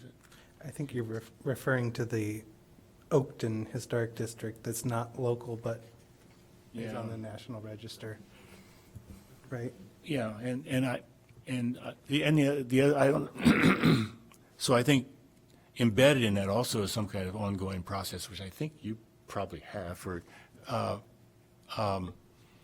recognizing potential buildings and sites in 2045 is a lot, is things that are going on right now are going to be historic in 2045 practically. So I'm glad to hear that there's something in there. We have some of that identifying new districts and stuff also in our own Preserve 2040 plan. I think it might be helpful to, thank you, Cade, in advance for giving us some bookmarks, and some wayfinding in there to, you know, perhaps, I mean, we have the minutes from when their consultant came and talked to us, and we gave her pretty in-depth feedback too. So it might be helpful for some of us to go, especially if you weren't at that meeting, to go back and look at the comments that we gave them. That was the July meeting, right? Mm-hmm. Yeah. To look at that and see what we said, because, you know, and I've attended workshops and stuff too for this, and they keep saying, well, it'll be included, and so now's the time. I just want to be on the record publicly on YouTube and everything that we need to have time to look at this. Please, 2045 people, do not give it to us 48 hours before our meeting. Do not do that to us, please. Well, I think to bring that up, I'm concerned that we were speaking to one consultant, and it seems that the draft or whatever is being compiled is now coming from another consultant. So it seems like HDR was the consultant that we were having a meeting with in July, and now it's some other zoning consultant that came up with a document. Is that true, or? So I think that and these are kind of consultant terms, but like the prime for it is still HDR, and they have sub-consultants under them that they've shopped out certain aspects of this process to. One of those is the zoning portion of it. They're not as involved in that. I don't want to say they aren't involved, because they certainly are. Right. But that is a different company that's doing. Well, I just don't want it to be a game of telephone where, where we say one thing Yeah, I think the expectation July, should be and that then- they are communicating. Okay. I think this panel should have an expectation that the feedback that was given was incorporated, and you should look for that in addition to other things. And if it's not incorporated, you can ask, why, or, that it should be. I mean, especially if obviously the other option is to go and watch the video and to see the feedback, but we have the minutes that you can look at on your own too. So that's just as a reminder. My main thing, Kate, is to, make sure that we are given the time we need to develop meaningful comments. I'm still hearing from a lot of people that the process is going so fast and it's so scattered that they can't keep up with it.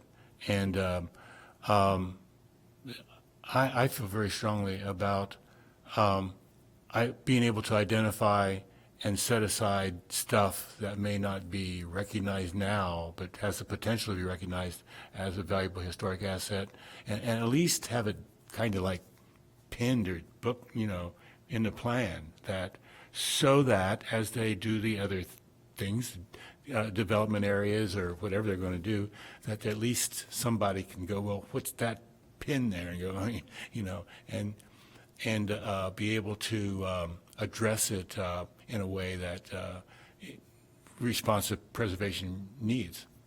Yeah, just as a reminder, we do have our own list. We do keep a list of buildings and things that we think are eligible.